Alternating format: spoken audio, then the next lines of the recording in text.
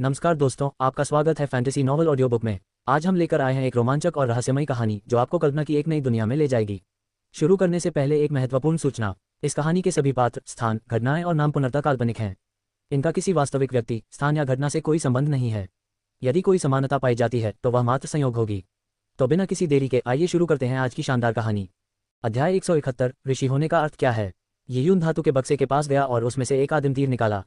जैसे ही उसने तीर के शाफ्ट को छुआ, बर्फीली ठंडी धातु के स्पर्श से उसका दिल जोर से धड़कने लगा। अपने पैरों को मजबूती से जमीन पर जमा कर, बायां हाथ आगे और दायां हाथ पीछे करके उसने आदिम बाण पर दबाव डाला। उसने आदिम बाण को उठाने के लिए अपने कंधे का इस्तेमाल नहीं किया, वह अपने दोनों हाथों से इस भारी दिव्य बाण को उठाना चाहता था। बाल्दीकिन सही था, भाले को हाथों से ही मारना पड़ता है तो कोई उसे कंधों से उठाकर कैसे मार सकता है। ये बच्चा जो कोई समझ गया था कि यियून क्या करने वाला है। आदिम तीर को हाथों से ले जाना कंधों से उठाने की तुलना में कहीं अधिक कठिन था। एक गहरी सांस लेते हुए यियून की आंखों में चमक आ गई। उसने अपने पैरों और कूल्हों का इस्तेमाल करते हुए अपने दोनों कंधों और बाहों पर पूरा बल लगाया।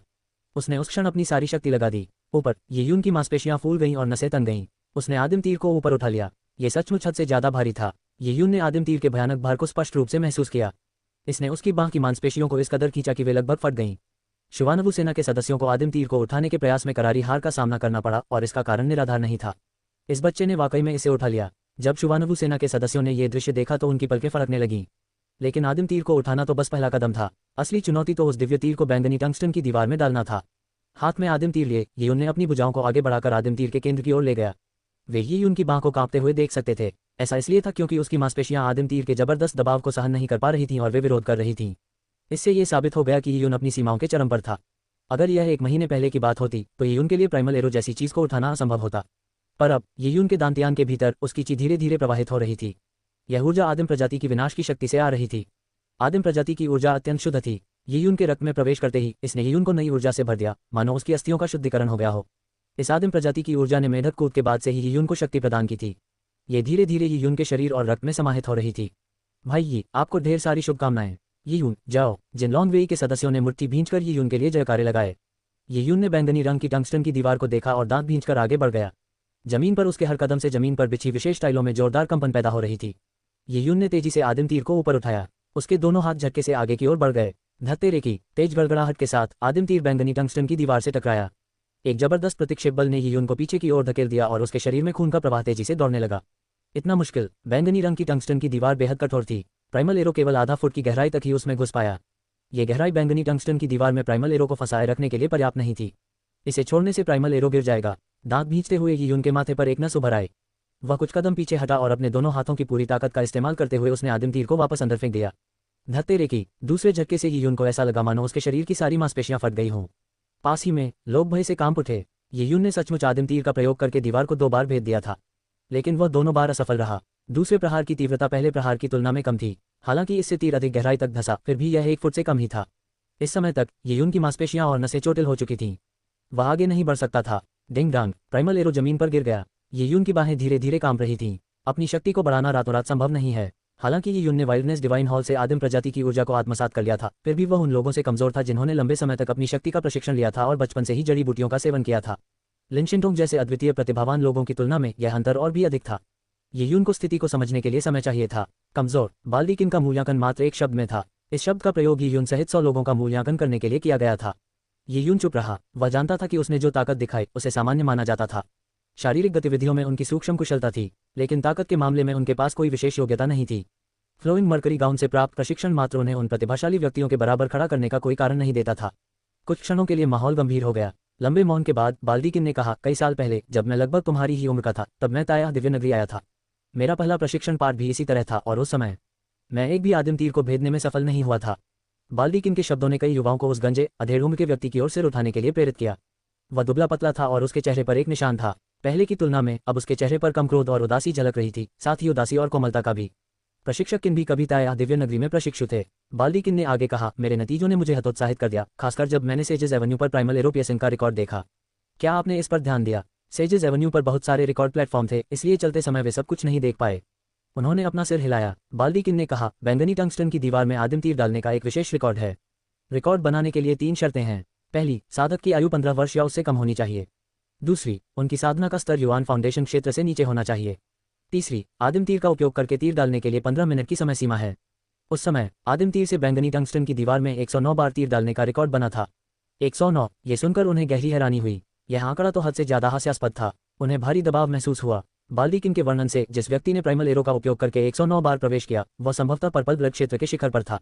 इस व्यक्ति का साधना स्तर उनसे उच्च था, लेकिन बहुत अधिक उच्च नहीं था। उनमें से कई लोग तो प्राइमल एरो को उठा भी नहीं सकते थे, उसे अंदर डालने की बात तो दूर की है। और उस व्यक्ति ने तो उसे 109 बार अंदर डाला था। अंतर बहुत अधिक था। ये यून ने बैंगनी टंगस्टन की दीवार पर बने असंख्य निशानों को देखा। उसने पूछा, प्रशिक्षक जी, मैं ये पूछना चाहता हूं कि जब उस व्यक्ति ने ये निशान छोड़े थे तब उसकी उम्र कितनी थी? 109 की हास्यास्पद संख्या ने ये यून को भी चौंका दिया था। उस समय वह मात्र 14 वर्ष का हुआ था। नियमों के अनुसार व्यक्ति की आयु 15 वर्ष से अधिक नहीं होनी चाहिए, लेकिन कई प्रतिभाशाली लोग 15 वर्ष की आयु से पहले ही युवान फाउंडेशन को प्राप्त कर लेते हैं। 15 वर्ष की आयु सीमा केवल उन प्रतिभाशाली लोगों के लिए है जिन्होंने बाद में साधना शुरू की। 14 साल का किशोर, 14 साल की उम्र में पर्पल ब्लड का चरम। ये यून लगभग 13 वर्ष का था और उसकी साधना का स्तर बैंगनी रक्त के शुरुआती चरण में ही था। उसके पास अपने लक्ष्य की ओर बढ़ने के लिए अभी भी लगभग 1 वर्ष का समय था। बाल्दीकिन ने कहा, अब वह रिकॉर्ड 3000 वर्षों से निर्विवाद है। पिछले 3000 वर्षों में निकटतम रिकॉर्ड केवल 105 का था, और जिस व्यक्ति ने वह रिकॉर्ड बनाया वह अंततः एक ऋषि बन गया। उद्धरण चिन्ह। क्या आपको इस बात का कोई अंदाजा है कि एक ऋषि क्या होता है? ऋषियों का जिक्र होते ही बाल्दीकिन के चेहरे पर प्रशंसा के भाव उभर आए। ऋषि सर्वोच्च मानव अभिजात वर्ग हैं। ताया दिव्यनगर में ऋषि बनने के लिए आप दिव्यनगर के वरिष्ठ सदस्य बनने का विकल्प चुन सकते हैं।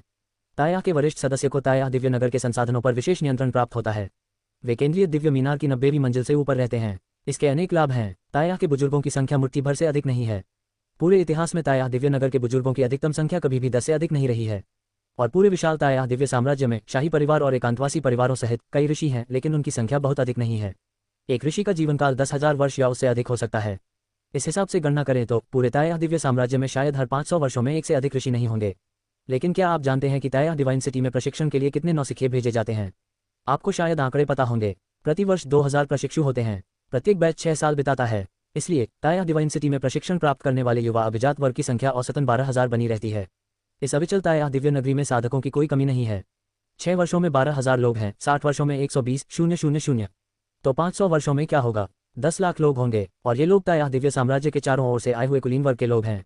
10 लाख कुलीन वर्ग के लोग और एक ऋषि का प्रकट होना भी असंभव है। क्या आप इस संभावना की अवधारणा को समझ सकते हैं? लोग अक्सर कहते हैं कि फलां व्यक्ति में असाधारण प्रतिभा है और वह एक युवा ऋषि है। जब उनकी प्रतिभा का मूल्यांकन किया जाता है तो उसमें तथाकथित रहस्यवादी स्तर का मानव स्वामी, पृथ्वी स्तर का ऋषि और स्वर्ग स्तर का महान सम्राट स्तर होता है। लेकिन वास्तविकता में जिन प्रतिभाशाली व्यक्तियों को युवा ऋषि कहा जाता है, उनके ऋषि बनने की संभावना बहुत कम होती है। केवल वे युवा नायक जिन्हें पृथ्वी स्तर के ऋषि के रूप में मूल्यांकित किया गया है, उनके पास ही मौका है, और क्या वे ऐसा कर पाएंगे? कठिन। बाल्दीकिन के शब्दों ने वहां मौजूद युवा नायकों को स्तब्ध कर दिया। एक ऋषि हर 500 वर्षों में एक बार। 10 लाख ताया दिव्यनगर के कुलीन लोग भी शायद एक ऋषि को जन्म न दे सकें। ताया दिव्यनगरी में किन्हाउटियन स्वर्ग और पृथ्वी दोनों के सम्मान सूची में प्रथम स्थान पर थे। उन्हें युवा ऋषि का दर्जा प्राप्त था, लेकिन उनके भी ऋषि बनने की संभावना 1% भी नहीं थी। माहौल एकदम शांत हो गया। बाल्दीकिन को उन पर ठंडा पानी डालने में कोई झिझक नहीं थी। अगर ठंडे पानी से उनकी मार्शल आर्ट की दिशा इतनी आसानी से बिगड़ सकती है तो उनकी किस्मत में कभी सफलता न मिलना लिखा था। येयून बाल्दीकिन के शब्दों पर विचार करने लगा। क्लाउड वाइल्डनेस टाओ कबीले में येयून का मूल्यांकन किया गया था और उसके परिणाम बस यही थे, मिस्टिक रैंक ग्रेड 5। वह तो मानव लॉर्ड स्तर का था। लियान चेंग्यू और ताओ यूनिक्स याओ तो केवल येलो रैंक यानी मानव अभिजात वर्ग के थे। ऋषि श्रेणी के प्रतिभाशाली माने जाने वाले लोग भी शायद ऋषि न बन पाएं। वह तो केवल मानव स्वामी स्तर पर थे, और मानव स्वामियों में भी उनका स्तर सर्वोच्च नहीं था। उनका लक्ष्य अभी बहुत दूर था। लेकिन येयून निराश नहीं हुआ। आखिर वह कितने समय से मार्शल आर्ट का अभ्यास कर रहा था? आधे साल से ज्यादा नहीं, 6 महीने में। अगर वह उन लोगों से मुकाबला नहीं कर पाता था जो मार्शल आर्ट परिवारों से आते थे और 5 साल की उम्र से प्रशिक्षण शुरू कर देते थे, तो ये सामान्य बात थी। येयून के सामने अभी लंबा रास्ता था। अध्याय 172, ड्रैगन स्केल रून्स। येयून और उनके साथियों का प्रशिक्षण सूर्यास्त तक चलता रहा। येयून समेत वे सभी बेहद थके हुए थे। उन्हें ऐसा लग रहा था जैसे उनकी त्वचा की एक परत उतर गई हो। लेकिन अंत तक केवल 10 लोग ही आदिम तीर उठा सके। उन 10 लोगों में जो कुई और येयून के अलावा बाकी सभी शुवानबु सेना के सदस्य थे जिन्होंने लंबे समय तक आराम किया था। वे बड़ी मुश्किल से ही बेहतर स्थिति में आदिम तीर उठा पाए। लेकिन प्राइमल एरो का उपयोग करके बैंगनी टंगस्टन की दीवार में 1 फुट से अधिक गहरा निशान कोई नहीं छोड़ सका। आज से आप जब चाहें इस विद्यालय के मैदान में आकर अभ्यास कर सकते हैं। ये बैंगनी टंगस्टन की दीवार आपके उपयोग के लिए है। 30 दिन। मैं आपको 30 दिन का समय देता हूं। यदि कोई तब तक 3 आदिम तीरों को बैंगनी टंगस्टन की दीवार में भेदने में सफल हो जाता है तो मैं उसे वन्य दिव्य हॉल में 2 घंटे का साधना समय प्रदान करूंगा। उन्हें विदा करने से ठीक पहले बाल्दीकिन ने अचानक ये शब्द कहे जिससे युवकों के दिलों में हलचल मच गई। वाइल्डनेस डिवाइन हॉल में साधना के समय का पुरस्कार। केवल येयून ही नहीं, बल्कि सभी लोग वाइल्डनेस डिवाइन हॉल में साधना करने के लिए तरस रहे थे। वाइल्डनेस डिवाइन हॉल में मौजूद आदिम प्रजातियों की मूर्तियां उनके लिए अत्यंत लाभकारी थीं। यदि उन्हें कभी कभार भी वहां जाने का अवसर मिल जाए तो उनकी साधना का स्तर तेजी से बढ़ जाएगा। लेकिन इसमें कोई शक नहीं था कि 30 दिनों में बैंगनी टंगस्टन की दीवार में 3 आदिम तीर गाड़ना आसान काम नहीं था। और बाल्डीकिन द्वारा दिया गया इनाम केवल 2 घंटे का था। या तो बाल्डीकिन कंजूस था या फिर वाइल्डनेस डिवाइन हॉल के अंदर साधना का समय इतना कीमती था कि उसमें प्रवेश करना मुश्किल था। प्रशिक्षक किन, यदि कोई जंगली दिव्य हॉल में प्रवेश करने के लिए ड्रैगन स्केल रून्स खर्च करना चाहता है तो इसकी कीमत कितनी है? किसी ने ये सवाल पूछे बिना नहीं रह सका। प्रशिक्षक किन ने ताना मारते हुए कहा, हे, तुम सब हरे हुए सैनिकों के समूह जैसे दिखते हो। सीधे शब्दों में कहूं तो वाइल्डनेस डिवाइन हॉल में प्रवेश करने देना संसाधनों की बर्बादी है। क्या तुम वाइल्डनेस डिवाइन हॉल का उपयोग केवल अपने शरीर को गढ़ने और रक्त को संघनित करने के लिए दबाव सहने हेतु कर रहे हो? ये तो खजाने की सरासर बर्बादी है। जंगल के दिव्य हॉल में सबसे महत्वपूर्ण चीज प्रथम नगर स्वामी द्वारा छोड़ी गई नियमावली है। जब आप इस नियमावली का थोड़ा सा भी ज्ञान प्राप्त कर लेते हैं, चाहे वह कितना भी सूक्ष्म क्यों न हो, तो आप मार्शल आर्ट के मार्ग पर चल पड़ेंगे। एक छोटी सी उपलब्धि भी बहुत बड़ा लाभ होगी। लेकिन क्या आप में से किसी ने नियमावली के सत्यों के बारे में कुछ सीखा है? प्रशिक्षक किन ने बाज जैसी पैनी निगाहों से उन पर तीक्ष्णतापूर्वक नजर डाली। कई युवकों ने अपने सिर झुका लिए। नियमशास्त्रीय सत्य उनसे बहुत दूर थे। आखिरकार ये पहली बार था जब वे वाइल्डनेस डिवाइन हॉल में प्रवेश कर रहे थे। उनकी साधना का स्तर भी कम था। आदिम प्रजातियों का दबाव लगभग असहनीय था। नियमों के सत्य को समझने की बात करें तो केवल प्रत्यक्ष ज्ञान को नजरअंदाज करते हुए उनकी सारी शक्ति वाइल्डनेस डिवाइन हॉल के दबाव को सहन करने में ही खर्च हो गई थी। ऐसे में उनके पास सत्य को समझने की मानसिक शक्ति कहाँ से बचती? उनमें से कई को शर्मिंदगी महसूस हुई। वे अपने अपने शहरों में प्रतिभाशाली होने का गौरव रखते थे, लेकिन ताया दिव्य नगरी में पहुंचकर वे किसी भी क्षेत्र में सफल नहीं हो सके। वे हर चीज में सबसे पीछे थे। एक युवक ने बुदबुदाते हुए कहा, अगली बार जब हम अंदर जाएंगे तो हमें निश्चित रूप से कुछ जानकारी मिलेगी। युवक हौंफ रहा था क्योंकि बाल्डीकिन के सामने उसका कोई दबदबा नहीं था। हे, गंजेकिन ने व्यंग्य किया। पहले बोलने वाला युवक तुरंत ठंडी शरद ऋतु की हवा से डरे हुए झींगुर की तरह सहम गया। वह एक शब्द भी बोलने की हिम्मत नहीं कर पाया। अगली बार वाइल्डनेस डिवाइन हॉल में प्रवेश करने के लिए 2 घंटे के बदले 1000 ड्रैगन स्केल रून्स की आवश्यकता होगी।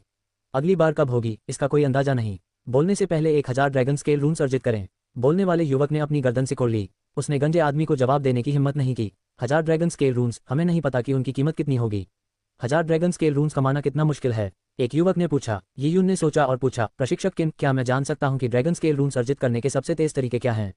वहां मौजूद कई युवक फिर से वाइल्डनेस डिवाइन हॉल में प्रवेश करना चाहते थे, लेकिन सबसे ज्यादा ऐसा चाहने वाला कोई और नहीं बल्कि यीयुन था। वाइल्डनेस डिवाइन हॉल में हर बार प्रवेश करने पर यीयुन की शक्ति में जबरदस्त वृद्धि होती थी। यीयुन से ज्यादा किसी को भी वाइल्डनेस डिवाइन हॉल से लाभ नहीं मिल सकता था। फिलहाल यीयुन ने आदिम प्रजाति की अधिकांश ऊर्जा को अवशोषित कर लिया था। उसे महसूस हो रहा था कि उसकी साधना का स्तर बैंगनी रक्त के मध्य स्तर के करीब पहुंच रहा है। बाल्डीकिन ने कहा, ड्रैगन स्केल रून्स प्राप्त करने के 6 सामान्य तरीके हैं। पहला, निर्जन जानवरों को मारें और उनके शवों को ताया दिव्य नगरी में ड्रैगन स्केल रून्स के बदले में दें। यदि आप बलवान हैं तो ड्रैगन स्केल रून्स प्राप्त करना बहुत आसान होगा, लेकिन निर्जन जानवर का शिकार करने के लिए अत्यंत बल की आवश्यकता होती है। आप जैसे लोग जो दिव्य वन्य क्षेत्र में 2 घंटे बिताने मात्र से ही थक जाते हैं, यदि आप दिव्य वन्य क्षेत्र में शिकार करने जाते हैं तो निर्जन जानवरों का भोजन बन जाएंगे। दूसरा तरीका भी तेज है। यह अन्य साधकों से ड्रैगन स्केल रून्स अर्जित करना है। उदाहरण के लिए दूसरों के साथ व्यापार करना या जुए के मुकाबले में दूसरों से लड़ना। ताया दिव्य नगरी के युद्ध अखाड़ों में न केवल ड्रैगन स्केल रून्स पर दांव लगाया जा सकता है, बल्कि गौरवन भी दांव पर लगाए जा सकते हैं। लेकिन मैं आपको वहां न जाने की सलाह देता हूं। आपकी वर्तमान शक्ति के साथ आप बलि के बकरे की तरह होंगे। भेड़ियों के झुंड के सामने आप अपना सब कुछ खो देंगे। तीसरा तरीका है तीनों सम्मान सूचियों में अपना नाम दर्ज कराना। हर महीने जब रैंकिंग तैयार की जाती है तो बड़ी मात्रा में ड्रैगन स्केल रून्स पुरस्कार के रूप में दिए जाते हैं। बेशक ये तभी संभव है जब आप सूची में अपना नाम दर्ज करा सकें। अगले 2 वर्षों में शायद आपके लिए कोई मौका नहीं है। उद्धरण चिन्ह। चौथा तरीका कुछ उपलब्धियों को पूरा करना है, जैसे कि कोई रिकॉर्ड तोड़ना या किसी नियमशास्त्र में अंतर्दृष्टि प्राप्त करना। इससे आपको ड्रैगन स्केल रून्स की एक बड़ी मात्रा मिल सकती है, लेकिन स्वाभाविक रूप से इसका आपसे कोई लेना देना नहीं है।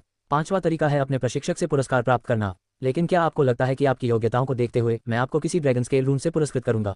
आखिरी तरीका है तरह तरह के काम करना, जैसे खनन करना, जड़ी बूटियां चुनना या दूसरों के लिए अभ्यास सत्र आयोजित करना ताकि ड्रैगन स्केल रून्स कमाए जा सकें।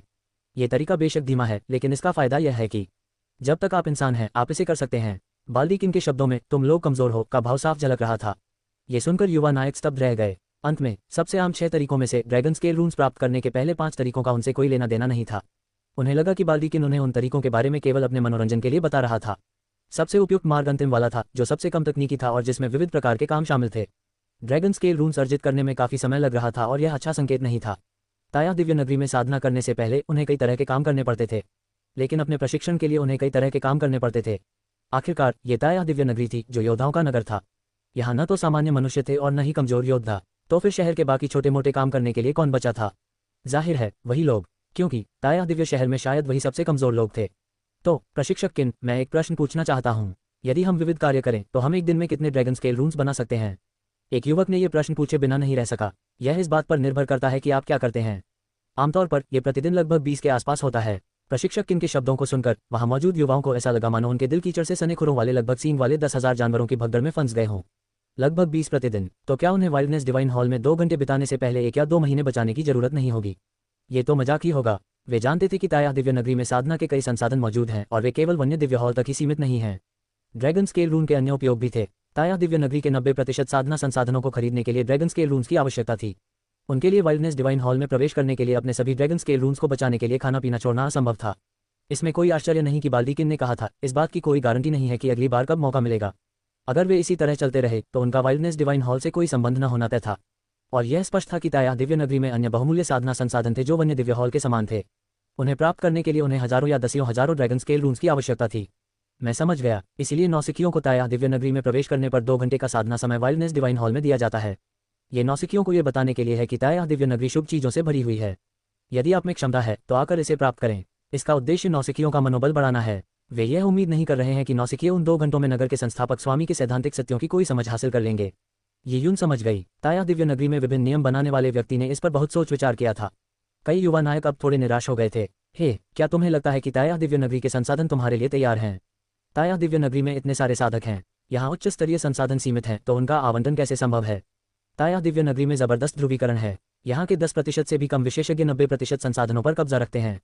आपके विचार से ताया दिव्य शहर में सभी प्रतिभाओं को एकत्रित करने का कारण क्या है? ओह, बाल्दीकिन की बातें सुनकर वे अवाक रह गए। एक युवक ने कमजोर स्वर में कहा, क्या इसका उद्देश्य ताया दिव्य शहर में एकत्रित होकर हमारा पालन पोषण करना नहीं है? उनके लिए ताया दिव्य शहर के संसाधन उन्हीं जैसे साधकों के लिए तैयार किए गए थे। पालन पोषण पर ध्यान देना। बाल्दीकिन हंसे। बिल्कुल सही, पालन पोषण पर ही ध्यान देना होता है, लेकिन ये तरीका आपके विचार से अलग है। क्या आपने विषैले कीड़ों के प्रजनन के बारे में सुना है? जो लोग इनका प्रजनन करते हैं वे तरह तरह के विषैले कीड़ों को एक जार में डाल देते हैं, फिर उन्हें तरह तरह का विषैला भोजन खिलाते हैं और उन्हें बढ़ने देते हैं। बाद में जार को सील कर दिया जाता है और कोई भोजन नहीं दिया जाता। ऐसा इसलिए किया जाता है ताकि कीड़े आपस में लड़ें और एक दूसरे को खा जाएं। सैकड़ों कीड़ों में से केवल एक ही बचेगा और वही होगा किंगवर्म, सबसे विषैला कीड़ा। अभी तुम उन कीड़ों की तरह हो जिन्हें पकड़ा जा रहा है। ईश्वरीय राज्य तुम्हें पालना चाहता है, लेकिन वह तुम में से केवल कुछ ही को पालना चाहता है। बाकी सब नष्ट हो जाने के लिए नियत हैं। वे स्वर्ग के गौरवशाली पुत्रों के रूप में चुने गए लोगों के लिए सीढ़ी बनेंगे। अध्याय 173 रून्स कमाने का तरीका। कीड़े पालना। बाल्दीकिन की उपमा सुनकर युवा नायकों को निराशा हुई। वे सभी अपने अपने क्षेत्रों के उत्कृष्ट व्यक्तित्व थे, लेकिन दिव्य वन नगरी में पहुंचते ही उन्हें बलि का बकरा बना दिया गया। उन सभी को इकट्ठा करने का एकमात्र उद्देश्य उन्हें आपस में लड़वाना था, कमजोरों को बाहर करके ये तय करना था कि किंगवर्म कौन है। बाल्दीकिन ने कहा, शक्तिशाली योद्धाओं के समूह में से केवल सबसे बलवान ही वास्तविक राजा होता है। आपका समूह ही आपका भविष्य तय करता है, इसलिए आप सभी प्रतिस्पर्धी हैं। अद्वितीय मानव विशेषज्ञ कई प्रतिभाओं को पछाड़कर मार्शल आर्ट के शिखर तक पहुंचते हैं। लाखों लोगों में से एक भी ऋषि नहीं। ताया दिव्य नगरी में एक ऋषि का जन्म होने के लिए कितने युवा नायकों को कुचलना पड़ता है। ताया दिव्य नगरी सभी को समान परिस्थितियां प्रदान करती है। ये सब आप पर निर्भर करता है कि आप अद्वितीय विशेषज्ञ बनते हैं या एक ऐसा पत्थर जिसे रौंदा जाएगा। बाल्दीकिन ने बिना किसी संकोच के कहा। यह सुनकर युवा नायकों के मन में मिलीजुली भावनाएं उमड़ आईं।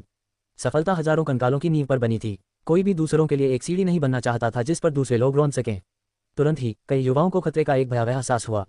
चाहे वह वाइल्डनेस डिवाइन हॉल का प्रलोभन हो, महान उपलब्धियां हासिल करने की प्यास हो या खतरे का प्रबल एहसास हो, उन सभी को और ऊपर चढ़ने के लिए प्रेरित किया गया। मनुष्य कभी संतुष्ट नहीं होते थे। उपस्थित कई युवा नायक अच्छे पारिवारिक कुलों से थे और वे साधना के लिए इस रहस्यमय पवित्र भूमि ताया दिव्य नगर में आए थे, जो अपने आप में उत्कृष्ट थी। लेकिन वे जानते थे कि अब उन पर दबाव का बोझ पड़ने वाला है। उनमें से कुछ को परिवार के भीतर संसाधनों और प्रतिष्ठा के लिए कड़ी प्रतिस्पर्धा का सामना करना पड़ा।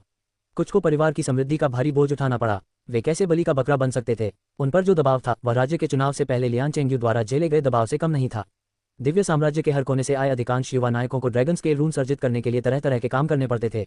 ताया दिव्य नगर में मिले अनुभवों ने उन्हें यह समझा दिया था कि चाहे कोई कितना भी परिपूर्ण क्यों न हो, उससे बेहतर कोई न कोई हमेशा सामने आ ही जाता है। दूसरों से आगे न निकल पाने के कारण उन्हें शून्य से शुरुआत करनी पड़ती थी। लगभग 10 तरह के छोटे मोटे काम होते हैं। कोई निश्चित वेतन नहीं होता। आप कितना कमाते हैं यह आपकी कुशलता पर निर्भर करता है, लेकिन आमतौर पर कुछ काम दूसरों की तुलना में अधिक लाभदायक होते हैं। मैं सबसे अधिक लाभ वाले काम से शुरू करता हूँ। सबसे ऊंचा लक्ष्य है अभ्यास साथी बनना। कुछ अनुभवी साधकों को साधना के दौरान किसी साथी की आवश्यकता होती है। सुरक्षात्मक गियर पहनने के बाद आप उनके साथ अभ्यास करेंगे। एक निश्चित समय तक अभ्यास करने पर आपको ड्रैगन स्केल रून्स की एक निश्चित मात्रा प्राप्त होगी। यदि आप में कुछ कौशल है तो आप धनी लोगों के साथ अभ्यास मिशन ले सकते हैं और इसके लिए आपको काफी अधिक पुरस्कार मिलेगा। बेशक इसमें चोट लगने का खतरा भी रहता है। इसके अलावा ये भी संभव है कि आप आधे महीने तक बिस्तर पर पड़े रहें। स्पैरिंग, क्या ये दूसरों के लिए पंचिंग बैग बनने जैसा नहीं है? ये युवा नायक स्वाभिमानी लोग थे। अतीत में होते तो ऐसे शर्मनाक काम करना उन्हें नामंजूर होता, लेकिन बाल्दीकिन की बातें सुनने और प्रशिक्षण प्राप्त करने के बाद उनके स्वाभिमान को कई बार चोट पहुंची थी। अब उन्हें कोई फर्क नहीं पड़ता था, क्योंकि शक्ति के बिना वे सम्मान की बात कैसे कर सकते थे। इसके अलावा मार खाना तो किसी काम का नहीं था, लेकिन किसी के लिए चारा बनने से बेहतर था। विशेषज्ञ बनने के लिए व्यक्ति को बोझ उठाना पड़ता है और उन्हें मार खाना सीखना पड़ता है। दूसरा सबसे ऊंचा काम है गढ़ाई। आप में से किसी के पास हथियार बनाने की क्षमता नहीं है, लेकिन कोई बात नहीं। हथियार बनाने की प्रक्रिया में कुछ खास धातुओं को गढ़ना पड़ता है।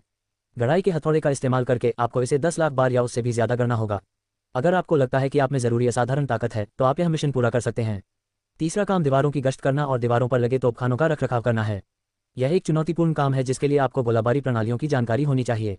ये तीनों सबसे अधिक वेतन वाली नौकरियां हैं। इसके बाद अपेक्षाकृत सामान्य नौकरियां आती हैं, जैसे स्कूल के मैदान या शहर के प्रवेश द्वार पर पहरा देना, या फिर ताया दिव्य शहर के पशु बाड़ों में पाले गए आध्यात्मिक जानवरों की देखभाल करना, जड़ी बूटियां चुनना, दैनिक आवश्यकताओं के वितरण का प्रबंधन करना आदि।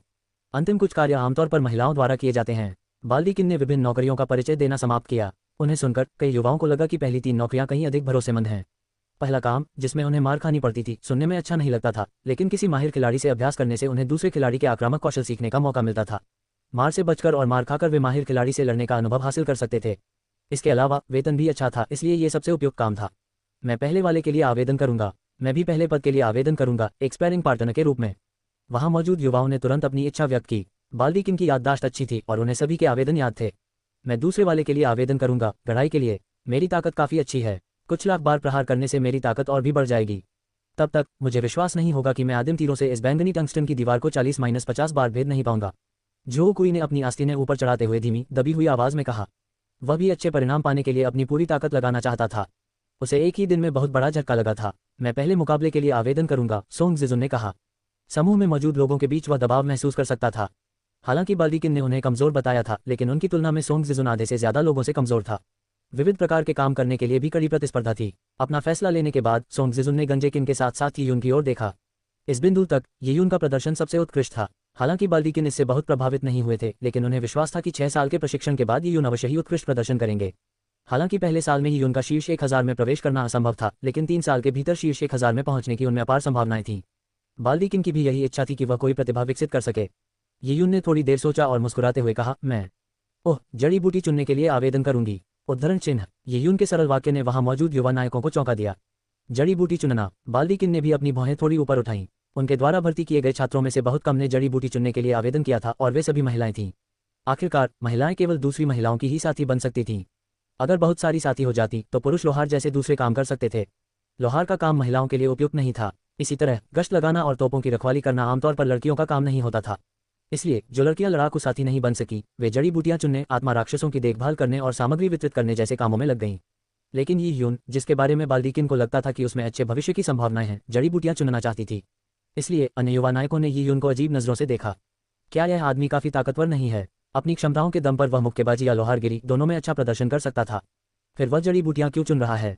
क्या यह उसके लिए जायज नहीं है कि वह जड़ी बूटी चुनते समय लड़कियों से जान पहचान करे और फिर उन्हें बहला फुसलाकर उनके साथ शारीरिक संबंध बनाए, या फिर उन्हें जड़ी बूटियों के पहाड़ पर धकेलकर जंगल में उनके साथ ऐसा करे? बहुत से लोग यीयुन के बारे में नकारात्मक सोचते थे, क्योंकि उन्हें उसके महिला समूह में शामिल होने का कोई कारण नजर नहीं आता था।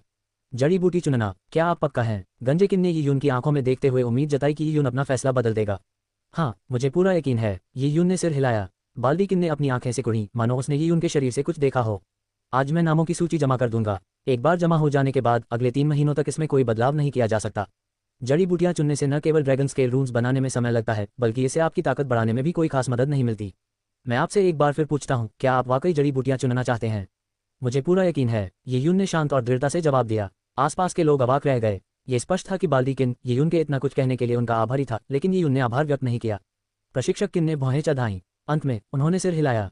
फैसला प्रशिक्षु का था और वे इसमें दखल नहीं देंगे। चूंकि यीयुन ने फैसला कर लिया था, इसलिए यह उनके हाथ में नहीं था। ठीक है, मैं तुम्हारे लिए जड़ी बूटी तोड़ने की नौकरी के लिए आवेदन कर दूंगा। मैं तुम्हें एक सलाह देना चाहता हूँ। ताया दिव्य नगरी में थोड़े से असाधारण लोग उतने अच्छे नहीं होते। उनके लिए लोगों के विशाल सागर में डूब जाना और फिर कभी नजर न आना बहुत आसान है। इस बार आए 2000 नवागंतुकों में कई प्रतिभाशाली युवा थे। 100 लोग, यानी आप जो जिंग राज्य या जिंग राज्य के निकटवर्ती दक्षिण पूर्वी राज्यों से आए हैं। झोंग राज्य या शाही शहर से आए लोगों या एकांतप्रिय परिवारों से सीधे भेजे गए लोगों की तुलना में आप में काफी कमी है। शायद आपको ये पता नहीं होगा, एक दिन पहले इस स्कूल के मैदान में क्यूनियो उपनाम वाले एक प्रतिभाशाली युवा प्रशिक्षु ने इस बैंगनी टंगस्टन की दीवार को 7 बार भेद दिया था। वह एक एकांतप्रिय पारिवारिक कबीले से था और 2 दिन पहले शाही शहर की एक लड़की ने वाइल्डनेस डिवाइन हॉल में स्थित आदिम प्रजाति की मूर्ति से कुछ नियमशास्त्रीय अंतर्दृष्टि प्राप्त कर ली। इस लड़की का नाम चूशियाओरान है और वह ताया शाही राजवंश के रक्षक ड्यूक की प्रिय पुत्री है। प्रशिक्षक किन के शब्दों ने उन सभी की पलकों को झपकाया। रक्षक ड्यूक की प्रिय पुत्री, एक एकांतप्रिय परिवार से ताल्लुक रखने वाला प्रतिभाशाली युवक। एक रक्षक ड्यूक ताया दिव्य साम्राज्य का ड्यूक होता था। ड्यूक की उपाधि के साथ रक्षक शब्द जुड़ा होने से वह सर्वोच्च स्तर का अधिकारी बन जाता था। जहां तक उस एकांतप्रिय पारिवारिक समूह की बात है, वह तो और भी भयावह था। ताया दिव्य साम्राज्य में कुछ बड़े पारिवारिक कुलों की पारिवारिक विरासतें इतनी गहरी थीं कि उनका विश्लेषण करना असंभव था, और वे शायद शाही परिवार के बराबर भी थीं। इनमें से कुछ पारिवारिक वंशों का इतिहास ताया दिव्य साम्राज्य से भी पुराना था। इनमें से कुछ वंश ताया दिव्य साम्राज्य की स्थापना से पहले या उससे भी कुछ राजवंश पहले अस्तित्व में थे, क्योंकि ये पीढ़ी दर पीढ़ी आगे बढ़ते रहे। कुछ वंशों ने ताया दिव्य साम्राज्य के संस्थापक सम्राट को उसके क्षेत्र प्राप्त करने में सहायता की थी। अतः संस्थापक सम्राट ने उन्हें दिव्य साम्राज्य के 9 बड़े राज्य शाश्वत जागीरों के रूप में सौंप दिए। इन वंशों का ताया दिव्य साम्राज्य के शाही परिवार के साथ पीढ़ियों से वैवाहिक संबंध रहा था, जिससे दोनों के बीच एक अटूट रिश्ता बन गया था। ये कहा जा सकता है कि इन्हीं वंशों के कारण ताया दिव्य साम्राज्य इतने वर्षों तक कायम रह सका। इन पारिवारिक समूहों के अलग थलग रहने के कारण आम लोगों की इन तक पहुंच नहीं थी, इसलिए इन्हें एकांतप्रिय पारिवारिक समूह कहा जाता था, न कि इसलिए कि ये वास्तव में छिपे हुए थे। जो कोई और उनके साथियों की बात करें तो वे बड़े परिवारों से थे, लेकिन उनके परिवार जिन राज्य या आसपास के छोटे राज्यों से थे। इस तरह के परिवार किसी राज्य के छोटे से प्रांत में ही बसे होते थे। एक प्रांतीय परिवार कबीले की तुलना दिव्य राज्य स्तर के एकांतप्रिय परिवार कबीलों से किसी भी तरह से नहीं की जा सकती थी। अध्याय 174, क्या जड़ी बूटियां चुनने का भी रिकॉर्ड होता है? यीयुन ने कहा, प्रशिक्षक किन की सलाह के लिए धन्यवाद। ये कनिष्ठ छात्र प्रशिक्षक की बात समझ गया है। चाहे इंसान कितने भी परिपूर्ण क्यों न हो, उनसे बेहतर कोई न कोई हमेशा सामने आ ही जाता है। उसने तो मुश्किल से एक यादिम तीर चलाया था, लेकिन एकांतप्रिय परिवार के एक प्रतिभाशाली युवक ने 7 तीर चला दिए थे। अंतर स्पष्ट था। बाल्डीकिन की पलकें फड़क उठी। क्या आप मुझे अपना कारण बता सकते हैं? उन्हें लगा कि यीयुन के अपने विश्वासों पर अडिग रहने का मतलब है कि उसके पास कोई कारण होना चाहिए, अन्यथा इसे समझना बहुत मुश्किल होगा। यीयुन ने कहा, कोई खास वजह नहीं है। पहले जब मैं क्लाउड वाइल्डनेस में रहती थी तो रोज जड़ी बूटियां तोड़कर अपना गुजारा करती थी। चलना सीखने के बाद मैंने जड़ी बूटियां तोड़ना शुरू कर दिया, इसलिए इतने सालों में मुझे जड़ी बूटियां तोड़ने का कुछ अनुभव हो गया है। साथ ही जड़ी बूटियां तोड़ने में मुझमें कुछ हुनर भी है, इसलिए मुझे लगता है कि मैं अच्छा कर लूंगी। यीयुन ने लापरवाही से स्पष्टीकरण दिया, लेकिन जब ये बात आसपास के लोगों के कानों तक पहुंची तो वे स्तब्ध रह गए और यीयुन को अजीब नजरों से देखने लगे। क्लाउड वाइल्डनेस, जीविका कमाने के लिए जड़ी बूटियां चुनना। वहां मौजूद युवा नायकों ने कभी कभी जड़ी बूटियां तोड़ने का काम किया था, लेकिन ऐसा वे केवल तभी करते थे जब वे ऐसे खजाने की तलाश में होते थे जो उनकी खोज में सहायक हो सके। भला जीविका के लिए जड़ी बूटियां तोड़ने की जरूरत किसे होती है? उन्हें इस बात पर विश्वास नहीं था कि उनमें से एक पहले एक वैद्य था, और वह क्लाउड वाइल्डनेस से भी था। वे जानते थे कि यीयुन की ताकत उनसे कहीं अधिक थी। इससे उनके लिए यह बात स्वीकार करना और भी मुश्किल हो गया। क्या गरीब बंजर क्लाउड वाइल्डनेस का एक वैद्य उन सभी से बेहतर था जो पारिवारिक कुलों से आए थे? इससे वे अवाक रह गए। ऐसा लगा जैसे कोई खच्चर घोड़ों के झुंड में घुस गया हो और फिर उसने सभी घोड़ों को हरा दिया हो। खच्चर घोड़े से कमतर नहीं था। वह सहनशक्ति और ताकत में श्रेष्ठ था और कम खाता था। हालांकि घोड़ा कमजोर था, जिससे वह भारी काम नहीं कर पाता था, लेकिन वह तेज दौड़ने में माहिर था। ये कहा जा सकता है कि दोनों के अपने अपने फायदे थे, लेकिन कोई भी मेहनती खच्चर बनकर घोड़े की जगह रहना नहीं चाहेगा। अब घोड़ों का समूह अपनी क्षमताओं को निखारने के लिए कोई काम चुन सकता था, फिर भी यीयुन ने जड़ी बूटियां चुनने का काम चुना। ये कुछ ऐसा था जैसे घोड़ों ने युद्ध के मैदान में जाने का फैसला किया हो, लेकिन खच्चर ने चक्की पीसने का काम चुना हो।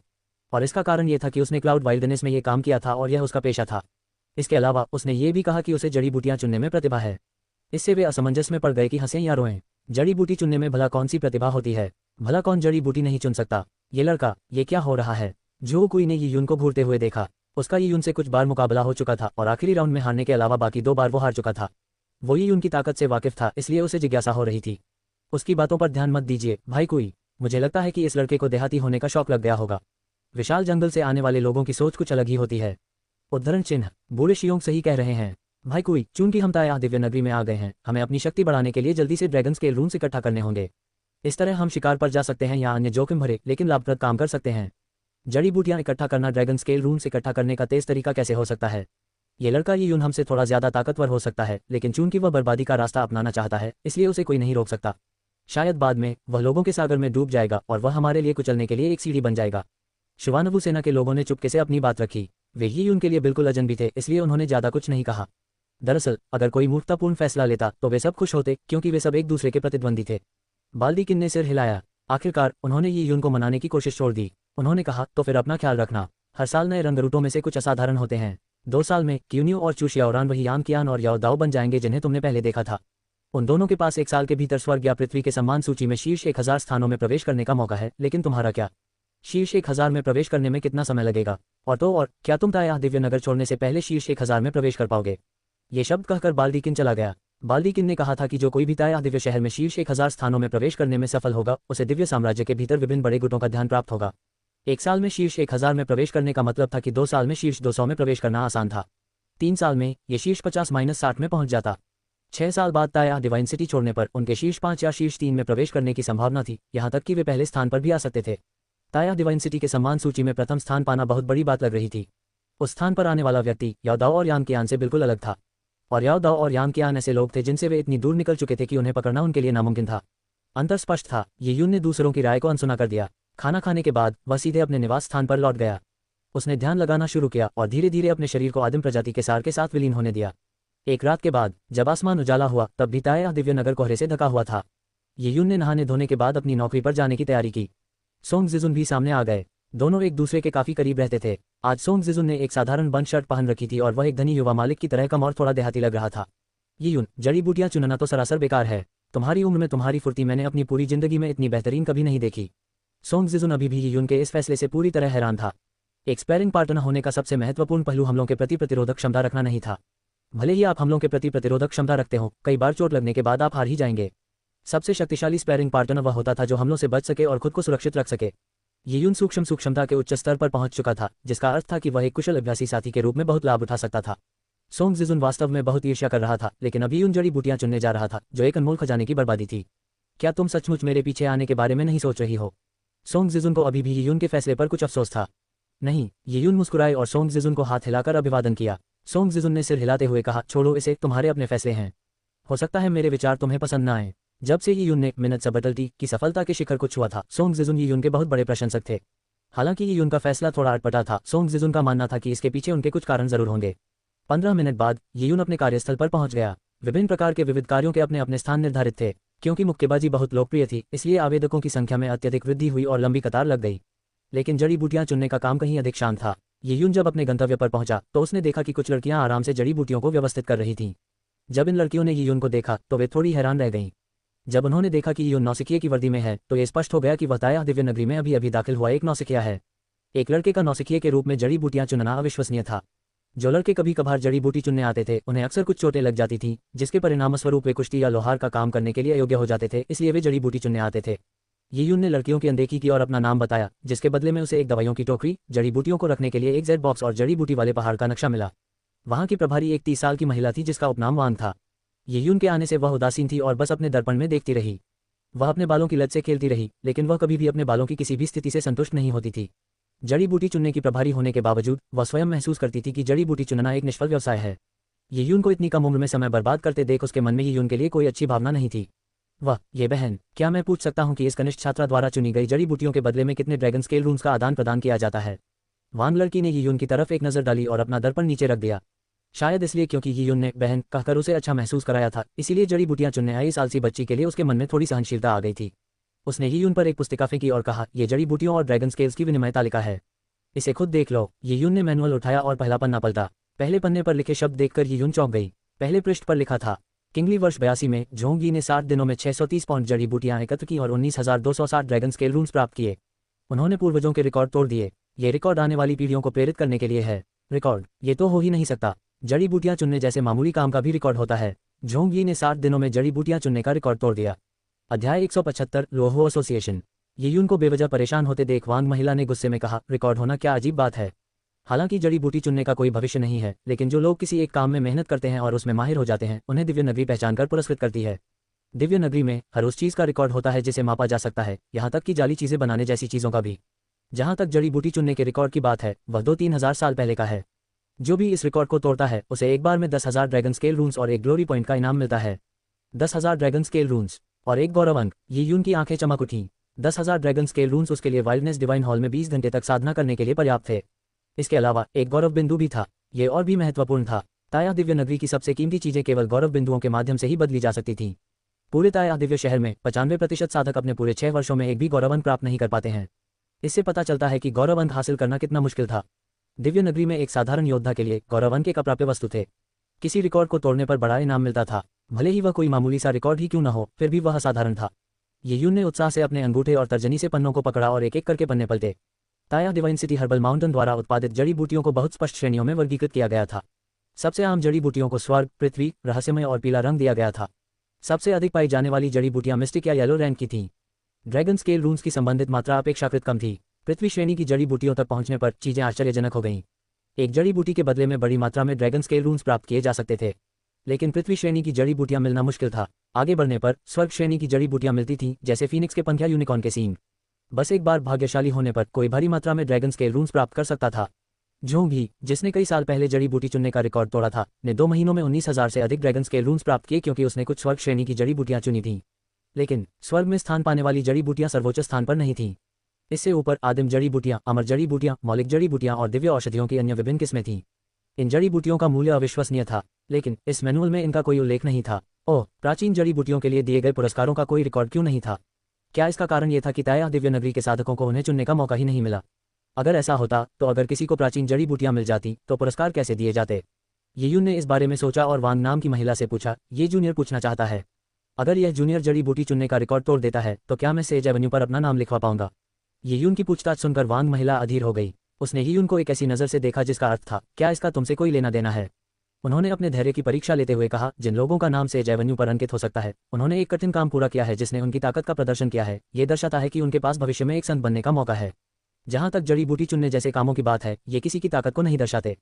भले ही आप रिकॉर्ड तोड़ दें, इसका भविष्य में ज्ञानी बनने से कोई लेना देना नहीं है। आपका नाम केवल विनिमय पुस्तिका में लिखा जाएगा। अच्छा, ऐसा है। दरअसल भले ही यून सेज एवेन्यू पर अपना नाम दर्ज न करा सके, उसे कोई फर्क नहीं पड़ता था। उसे तो बस लाभ की चिंता थी। तो मुझे और पूछने दीजिए, क्या जड़ी बूटियां चुनने के लिए कोई निश्चित समय होता है? मैंने देखा है कि वरिष्ठ जोंगी को ठीक 60 दिन लगते हैं, तो क्या इसका मतलब है कि सभी को 60 दिन दिए जाते हैं? तुम इतनी ज्यादा मांग क्यों कर रहे हो? कहीं ऐसा तो नहीं कि तुम रिकॉर्ड तोड़ना चाहते हो? वांग नाम की महिला ने यीयून की तरफ आंखें घुमाई और आसपास की कई लड़कियां हंस पड़ीं। यीयून ने अपना सिर खुजाया और पड़ोस के छोटे भाई जैसी मासूमियत भरी नजर से कहा, ये बच्चा बस पूछ रहा है और कुछ नहीं। जड़ी बूटियां चुनने का रिकॉर्ड वाकई 2 महीने की अवधि का है। इस रिकॉर्ड को तोड़ने की बात करें तो सपने देखना बंद करो। ये रिकॉर्ड हजारों सालों से कायम है। क्या आपका सवाल खत्म हो गया? एक आखिरी सवाल, यीयून ने कमजोर आवाज में कहा। बस बोल दो। वांग महिला अवाक रह गई। ये बच्चा बस बोलता ही जा रहा था। ओह, बात यह है, ये बच्चा पूछना चाहता है कि अगर मैं कोई प्राचीन जड़ी बूटी या कोई प्राचीन जड़ी बूटी चुनूं तो क्या मुझे कोई विशेष इनाम मिलेगा? मैंने मैनुअल में देखने की कोशिश की, लेकिन उसमें इसके बारे में कुछ नहीं लिखा है। जब यीयून ने वह सवाल पूछा तो वांग महिला ने लगभग अपना दर्पण फेंक ही दिया। उसने अपनी लंबी तेज आंखों को खोलकर अविश्वास भरी नजरों से यीयून को देखा, मानो वह ये जानने की कोशिश कर रही हो कि क्या इस युवक को कोई मानसिक समस्या है। क्या कहा आपने? न सिर्फ वांग नाम की महिला, बल्कि वहां मौजूद हर कोई यीयून को अजीब नजरों से देख रहा था। इस बच्चे ने सचमुच पूछा कि क्या उसे किसी प्राचीन श्रेणी के खजाने को चुनने पर इनाम मिलेगा। ओह, यीयून ने मासूमियत भरी नजर से देखा। क्या इतनी बड़ी प्रतिक्रिया जरूरी थी? पफ, कुछ जड़ी बूटी इकट्ठा करने वाली महिलाएं अपनी हंसी नहीं रोक पाईं और उनकी आवाजें घंटी की तरह खूबसूरती से गूंज उठीं। छोटे भाई, तुम सपने देखना बखूबी जानते हो। प्राचीन जड़ी बूटियों की दुर्लभता की बात छोड़ो, ताया दिव्य नगरी के जड़ी बूटी पर्वत पर शायद वो मिले ही ना। लेकिन असली मुद्दा यह है कि पूरा जड़ी बूटी पर्वत इतना विशाल है कि एक दिव्य जड़ी बूटी ढूंढना भूसे के ढेर में सुई ढूंढने जैसा है। अगर किस्मत से तुम्हें कोई प्राचीन जड़ी बूटी मिल भी जाए तो उसे तोड़ने के बारे में सोचना भी मत। इन जड़ी बूटियों में आत्मा होती है, ये छिप सकती हैं। प्राचीन जड़ी बूटियों की तो बात ही छोड़ो, स्वर्ग स्तर की जड़ी बूटियां भी तोड़ना मुश्किल है। उनके पास खुद को बचाने के कई तरीके होते हैं। तुम उनके पास से बिना जाने ही गुजर सकते हो। अरे, ऐसा भी कुछ होता है? यीयून ने जड़ी बूटी इकट्ठा करने वाली महिलाओं को हैरानी से देखा। उसने छोटे से कबीले में जो जड़ी बूटियां चुनी थी वे सामान्य जड़ी बूटियां थीं। यीयून ने कभी नहीं सुना था कि जड़ी बूटियों में आत्मा होती है। बेशक छोटे भाई, तुम्हारे पास वाकई बहुत सारे सवाल हैं। अगर तुम वाकई कोई अच्छी जड़ी बूटी चुन सकते हो तो दिव्य नगरी तुम्हें इनाम देगी और कभी निराश नहीं करेगी, यहाँ तक कि जड़ी बूटी के मूल्य से कम भी नहीं देगी। असल बात तो यह है कि क्या तुम एक भी चुन सकते हो? दिव्य नगरी हम जैसे साधकों पर बहुत मेहरबान है। इन वर्षों में कुछ पारिवारिक वंशों के वंशज भी अपने परिवार से लाई गई जड़ी बूटियों को मिलाकर उन्हें दिव्य पर्वत की फसल बताकर दिव्य नगरी से पुरस्कार प्राप्त करने का दिखावा करते थे। मैंने कभी किसी ऐसे व्यक्ति के बारे में नहीं सुना जिसने जड़ी बूटियां तोड़कर उन्हें अपने पास रखने की कोशिश की हो। लेकिन फिर भी पिछले कुछ सालों में स्वर्ग स्तर की और उससे भी ऊपर की जड़ी बूटियां किसी ने नहीं तोड़ी हैं। हम जैसे जड़ी बूटियां तोड़ने आने वाले साधकों में इतनी क्षमता नहीं है। इसलिए अगर दिव्य नगर के बुजुर्गों को स्वर्ग स्तर की या उससे भी ऊपर की कोई जड़ी बूटी चाहिए तो उन्हें खुद ही तोड़नी पड़ेगी। लेकिन इसमें बहुत समय और मेहनत बर्बाद होती है, इसलिए बुजुर्ग समय बर्बाद नहीं करना चाहते। इतनी मेहनत करने के बाद भी ऐसी जड़ी बूटी मिलने की कोई गारंटी नहीं है। अगर कोई ऐसी जड़ी बूटी ढूंढ ले तो बुजुर्ग बहुत खुश होंगे और अच्छा इनाम देंगे, लेकिन चाह कर भी पाना नामुमकिन है। धन्यवाद बहन। जड़ी बूटी संग्राहक महिला के इन शब्दों ने यीयून को उत्साहित कर दिया। ऐसा लग रहा था कि जब तक वह अच्छी जड़ी बूटियां चुनता रहेगा दिव्य नगरी द्वारा दिए जाने वाले पुरस्कार अद्भुत होंगे। पहला कारण यह था कि ताया दिव्य नगरी साधकों के प्रति उदार थी और प्रतिभाओं को पोषित करने के लिए तत्पर थी। दूसरा कारण यह था कि ताया दिव्य नगरी के जड़ी बूटी पर्वत की जड़ी बूटियां स्वर्ग पृथ्वी युआंची के कारण उगी थी और ताया दिव्य नगरी द्वारा जानबूझकर नहीं लगाई गई थी। जड़ी बूटियों को दिव्य वन्यभूमि के धन का हिस्सा माना जाता था और दिव्य वन्यभूमि पूरी दुनिया के योद्धाओं का साझा खजाना थी। मुझे लगता है कि मेरे लिए कोई प्राचीन जड़ी बूटी चुनना मुश्किल होगा। हो सकता है कि मुझे कोई ऐसी जड़ी बूटी मिल जाए जिसमें आत्मा समाहित हो, लेकिन उसे पकड़ना मुश्किल है। यीयून अपनी ताकत जानता था। प्राचीन जड़ी बूटियों को पकड़ना निश्चित रूप से आसान नहीं था। दिव्य वन्य वनस्पति पर्वत में हर प्रकार के खजाने छिपे थे। जिसके पास कौशल होता वह उन्हें प्राप्त कर सकता था। छोटे भाई, तुम्हारा नाम क्या है? जड़ी बूटी इकट्ठा करने वाली महिला को यीयून मनोरंजक लगा। उसके शब्द मूर्खतापूर्ण और बेतुके थे, मानो वह मानसिक रूप से ठीक न हो। ये बात बिल्कुल सच है कि नवजात बछड़े बाघों से नहीं डरते। इन 15 वर्षीय लड़कियों को वह सुंदर और मासूम सा छोटा लड़का इसलिए पसंद आया क्योंकि वे उसे प्यारा मानती थीं। ओह मेरा नाम यीयून है। जड़ी बूटी इकट्ठा करने वाली महिलाओं को उसे मनोरंजन की वस्तु समझकर घूरते देख यीयून अवाक रह गया। वह एक वयस्क था, लेकिन 15 साल की इन लड़कियों को वह मनोरंजक लग रहा था, जिससे ये उनको समझ नहीं आ रहा था कि हंसे या रोए। तो मेरा नाम है छोटा भाई यी यून। ठीक है, मैं तुम्हें याद रखूंगी। मेरा नाम झाओ किंगचेंग है, आगे से मुझे बहन किंगचेंग कहकर बुलाना। सिस किंगचेंग। यी यून ने आंखें घुमाई। जैसे कि मैं तुम्हें बहन किंगचेंग कहकर बुलाऊंगा। झाओ किंगचेंग समझ गई थी कि यी यून को उसमें कोई दिलचस्पी नहीं है, और उसने जानबूझकर अपनी बात को लंबा खींचते हुए कहा, छोटे भाई यी यून, ये बहन लोहो एसोसिएशन से है। लोहो एसोसिएशन। ओह, यी यून कुछ देर रुका, उसे यह नाम जाना पहचाना लगा। उसने अनुमान लगाया कि झाओ किंगचेंग ने अपनी पृष्ठभूमि का इस्तेमाल अपनी ताकत साबित करने के लिए किया होगा। यह शायद कोई बड़ा संप्रदाय होगा। क्या यही आपके संप्रदाय का नाम है? यी यून ने बिना किसी रुचि के लापरवाही से पूछा। झाओ किंगचेंग ने एक बार फिर हंसते हुए कहा, छोटे भाई, तुम सच में बहुत प्यारे हो। ताया दिव्य नगरी में कई साधक आपस में एक संघ बनाते हैं। इस संघ का उद्देश्य संसाधनों को साझा करके और व्यापार करके सदस्यों को एक दूसरे की मदद करना है। ताया दिव्य नगरी में हर तरह की कड़ी प्रतिस्पर्धा है। एक समूह बनाने के अपने फायदे हैं। हमारा लोहो संघ ताया दिव्य नगरी का सबसे बड़ा संघ है। लोहो संघ के अध्यक्ष लुओहो एर हैं, जो पुरुषों की सम्मान सूची में पहले नंबर पर हैं। आपने इसके बारे में जरूर सुना होगा। तो ये लुओहो था। यी यून को लुओहो एर तो याद थी ही, इसलिए लुओहो एर का नाम उसे जाना पहचाना लगा। इसमें कोई हैरानी की बात नहीं थी। इसी लुओहो एर ने अपने नाम का इस्तेमाल करके एक संस्था बनाई थी। ये ताया दिव्य नगर वाकई जटिल है। यहाँ के साधक तो अपने अपने समाज भी बना लेते हैं। यी यून मन ही मन सोचने लगा, लेकिन यह एक तर्कसंगत निर्णय था। ताया दिव्य नगर में आने वाले सभी लोग सक्षम थे। एक संघ बनाना और आपस में संबंध मजबूत करना उनके भविष्य के विकास और अन्य पहलुओं के लिए लाभकारी था। क्योंकि एकता से ही शक्ति आती है, इसलिए किसी संगठन की शक्ति स्वाभाविक रूप से किसी व्यक्ति की शक्ति से कहीं अधिक होती है। अध्याय 176, जड़ी बूटी चुनने का पेशा। झाओ किंगचेंग समझ गया कि यी यून को लोहो एसोसिएशन में कुछ दिलचस्पी है और वह थोड़ा खुश होकर बोला, हे छोटे भाई, ताया दिव्य नगरी में बिना किसी एसोसिएशन के टिके रहना मुश्किल होगा। कैसा रहेगा? क्या तुम हमारे लोहो एसोसिएशन में शामिल होना चाहोगे? हमारे लोहो एसोसिएशन में शामिल होने के नियम बहुत सख्त हैं, लेकिन मैं तुम्हारा परिचय करा दूंगा और तुम तुरंत सदस्य बन सकते हो। झाओ किंगचेंग ने यी यून की ओर जो सुलह का प्रस्ताव रखा था, उसे यी यून ने सिर हिलाकर ठुकरा दिया और कहा, नहीं धन्यवाद, मैं इसे अकेले ही करूंगा। सहयोगी सदस्य? ये तो मजाक है, मैं तो पूर्ण सदस्य भी नहीं बनूंगा। हालांकि यी यून के मन में ये विचार थे, फिर भी उसके चेहरे पर एक मासूम सी मुस्कान बनी हुई थी। दरअसल यी यून जानता था कि पीठ पर दवाइयों की टोकरी लिए एक नौसिखिए लड़के के रूप में उसकी वर्तमान स्थिति उसे एक गरीब निम्न वर्गीय किसान जैसा दिखाती है। भला उसे कौन अपनाना चाहेगा? ठीक है, अगर कोई तुम्हें तंग करे तो बहन तुम्हारी रक्षा करेगी ही। झाओ किंगचेंग ने यी यून की ओर अपनी आंखें झपकाईं और फिर अपनी अन्य बहनों के साथ चिड़ियों की तरह उड़ गई। यी यून उस छोटी पुस्तिका को पकड़े हुए अचंभित रह गया। आदिम जड़ी बूटियां चुनना मुश्किल लग रहा था। उसके लिए स्वर्ग श्रेणी की जड़ी बूटियां ढूंढना बेहतर होगा, जो अधिक विश्वसनीय होंगी। पृथ्वी श्रेणी की जड़ी बूटियां भी काम आ जाएंगी, लेकिन वह अपनी पसंद नापसंद में अतिशयोक्ति नहीं कर सकता था। उसे नियमों का पालन करना था। जब वह इस बारे में सोच रहा था, तभी अचानक उसके पीछे एक शेरनी दहाड़ उठी। क्या आपका काम हो गया? अगर हो गया है तो यहाँ रास्ता रोककर यूं ही मत घूमो। अगर यूं ही घूमना चाहते हो तो कहीं और जाओ। यी यून चौंक गया और उसने अपना सिर घुमाकर देखा तो वांग नाम की महिला एक हाथ में दर्पण लिए खड़ी थी और दूसरे हाथ से बेसब्री से मेज पर थपथपा रही थी। क्या ये औरत रजोनिवृत्ति की अवस्था में पहुंच गई है? यी यून ने शरारती अंदाज में सोचा, लेकिन उसे लगा कि इस गुस्सैल औरत से बहस करना बेकार है। खैर, असली वजह तो ये थी कि उसमें बहस करने की कोई क्षमता ही नहीं थी। उसकी बाहें पतली थीं, वो अभी ताया दिव्य नगरी पहुंचा था और अभी कुछ कर नहीं सकता था। वो जहां भी जाता उसकी कोई अहमियत नहीं होती थी, लेकिन यी यून को कोई आपत्ति नहीं थी। वह बेहद खुश था। किसने कहा था कि जड़ी बूटी चुनने में कोई भविष्य नहीं है? उसे तो बस एक लक्ष्य मिल गया था जिसके लिए वह कड़ी मेहनत कर सकता था। इसलिए यी यून जड़ी बूटी काटने वाली दरांती और अपने आकार से लगभग आधी जड़ी बूटी की टोकरी को लेकर कार्यालय से बाहर निकल गया। इस दैनिक भद्दे पहनावे में वह ताया दिव्य नगरी की सड़कों पर चल रहा था, जहां उसे तरह तरह की घृणा और अजीबोगरीब व भ्रमित निगाहों का सामना करना पड़ रहा था। अंततः यी यून जड़ी बूटी पर्वत के टेलीपोर्टेशन पोर्टल तक पहुंच गया। जब यी यून ने जड़ी बूटियां चुनना शुरू किया तो उसे एहसास हुआ कि जड़ी बूटियां चुनते समय लड़कियों से डेटिंग करने की कोशिश करना एक अवास्तविक स्थिति थी। ताया डिवाइन सिटी का हर्बल पर्वत कई क्षेत्रों में विभाजित था और प्रत्येक क्षेत्र विशाल था।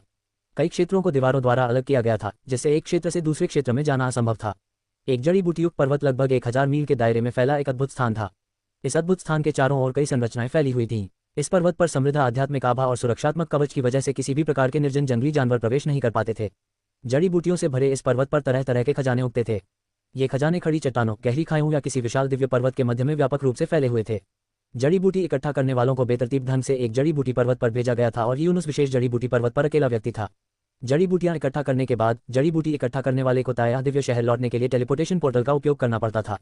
ताया दिव्य शहर पहुंचने पर उन्हें जड़ी बूटियां सौंपनी पड़ी और ड्रैगन स्केल रून्स के पुरस्कारों की गणना करनी पड़ी। इसलिए जड़ी बूटियों के पहाड़ से तोड़ी गई जड़ी बूटियों का व्यापार या गुप्त रूप से रखना संभव नहीं था। जड़ी बूटियां चुनने जाने से पहले योद्धाओं की तलाशी भी ली जाती थी। ऐसा इसलिए किया जाता था ताकि बेईमान लोग अपनी जड़ी बूटियां लाकर ड्रैगन स्केल रून के बदले उनका आदान प्रदान न कर सकें। इन सभी नियमों के चलते जड़ी बूटी चुनना एक अकेला और उबाऊ काम था। इसलिए इसमें कोई आश्चर्य की बात नहीं थी कि कम ही लोग इसे करने के इच्छुक थे। लेकिन ये यून को रास आया। जब उसका शरीर टेलीपोर्टेशन क्षेत्र में प्रवेश किया तो उसके चारों ओर चिंगारियां उड़ने लगी और एक तेज हवा चलने लगी, जिससे ही उनको कुछ बदलाव महसूस हुआ। जब उसने दोबारा आंखें खोली तो वह पहले से ही एक विशाल अपरिचित पर्वत की तलहटी में था। यियुन ने जो देखा उससे वह अवाक रह गया। क्लाउड वाइल्डनेस में रहते हुए यियुन ने कई भव्य पर्वत देखे थे, लेकिन वे पर्वत उसके सामने मौजूद शिखर के सामने फीके पड़ जाते थे। उसके सामने का पर्वत बादलों को चीरता हुआ दूर तक फैला हुआ था, जिसका कोई अंत नजर नहीं आ रहा था। संभवतः घने कोहरे के कारण चोटी कई दर्जन मील दूर से ही दिखाई नहीं दे रही थी। पर्वत शिखर के नीचे घने घने पौधे उग रहे थे। बड़े बड़े पेड़ों को छोड़ दे तो झाड़ियां ही एक व्यक्ति की ऊंचाई के बराबर थीं। उनकी जड़ें तलवारों और भालों की तरह घनी और नुकीली थीं। पहाड़ की तलहटी तक नुकीले कंकड़ लुढ़कते हुए आ रहे थे। वे गिरते हुए उल्कापिंडों की तरह थे, जिनका आकार लगभग एक घर जितना था। उनकी कठोरता स्टील से भी अधिक थी। वह विशाल हरे भरे पहाड़ इतना विशाल था कि उसके सामने व्यक्ति खुद को छोटा महसूस करता था। इतना बड़ा पहाड़ सचमुच एक अद्भुत जगह है। यियुन ने आह भरी। ताया दिव्य नगरी का ये तथाकथित जड़ी बूटी क्षेत्र वाकई शानदार था। जड़ी बूटी पर्वत का वह छोटा सा हिस्सा जहाँ किसी को पहुंचाया गया था, वह भी इतना विशाल था। इतने विशाल दिव्य पर्वत में असीमित खजाने थे और उन्हें प्राप्त करने के लिए केवल पर्याप्त संख्या में अवसरों की आवश्यकता थी। जहाँ जड़ी बूटियों का इतना विशाल पहाड़ है और यह अकेला नहीं है। ताया दिव्य नगरी सचमुच अथाह है। मुझे आश्चर्य है कि मैं यहाँ से कितनी जड़ी बूटियां चुन सकता हूँ। यियुन को धीरे धीरे यह विश्वास होता जा रहा था कि जड़ी बूटी चुनने का काम उसके लिए एकदम सही था। अपने से भी ऊंची घास को काटते हुए यियुन जड़ी बूटियों के पहाड़ के भीतरी हिस्से की ओर चल पड़ा। यहाँ की हवा धुंधली और अशांत थी। हवा में जड़ी बूटियों की दूधिया सी महक फैली हुई थी। जब ये सुगंध शरीर में प्रवेश करती हैं तो ऐसा महसूस होता है मानो शरीर के हर रोम को उच्च गुणवत्ता वाले अमृत से साफ किया जा रहा हो, जिससे ये बेहद सुखद अनुभव बन जाता है। यहाँ बैठकर ध्यान करने मात्र से जड़ी बूटियां चुनना निसंदेह अत्यंत लाभकारी होगा। चलो शुरू करें। यियुन ने अपने शरीर को गर्म किया और कलाई को रगड़ते हुए महसूस किया कि वह अपनी सर्वोत्तम अवस्था में है।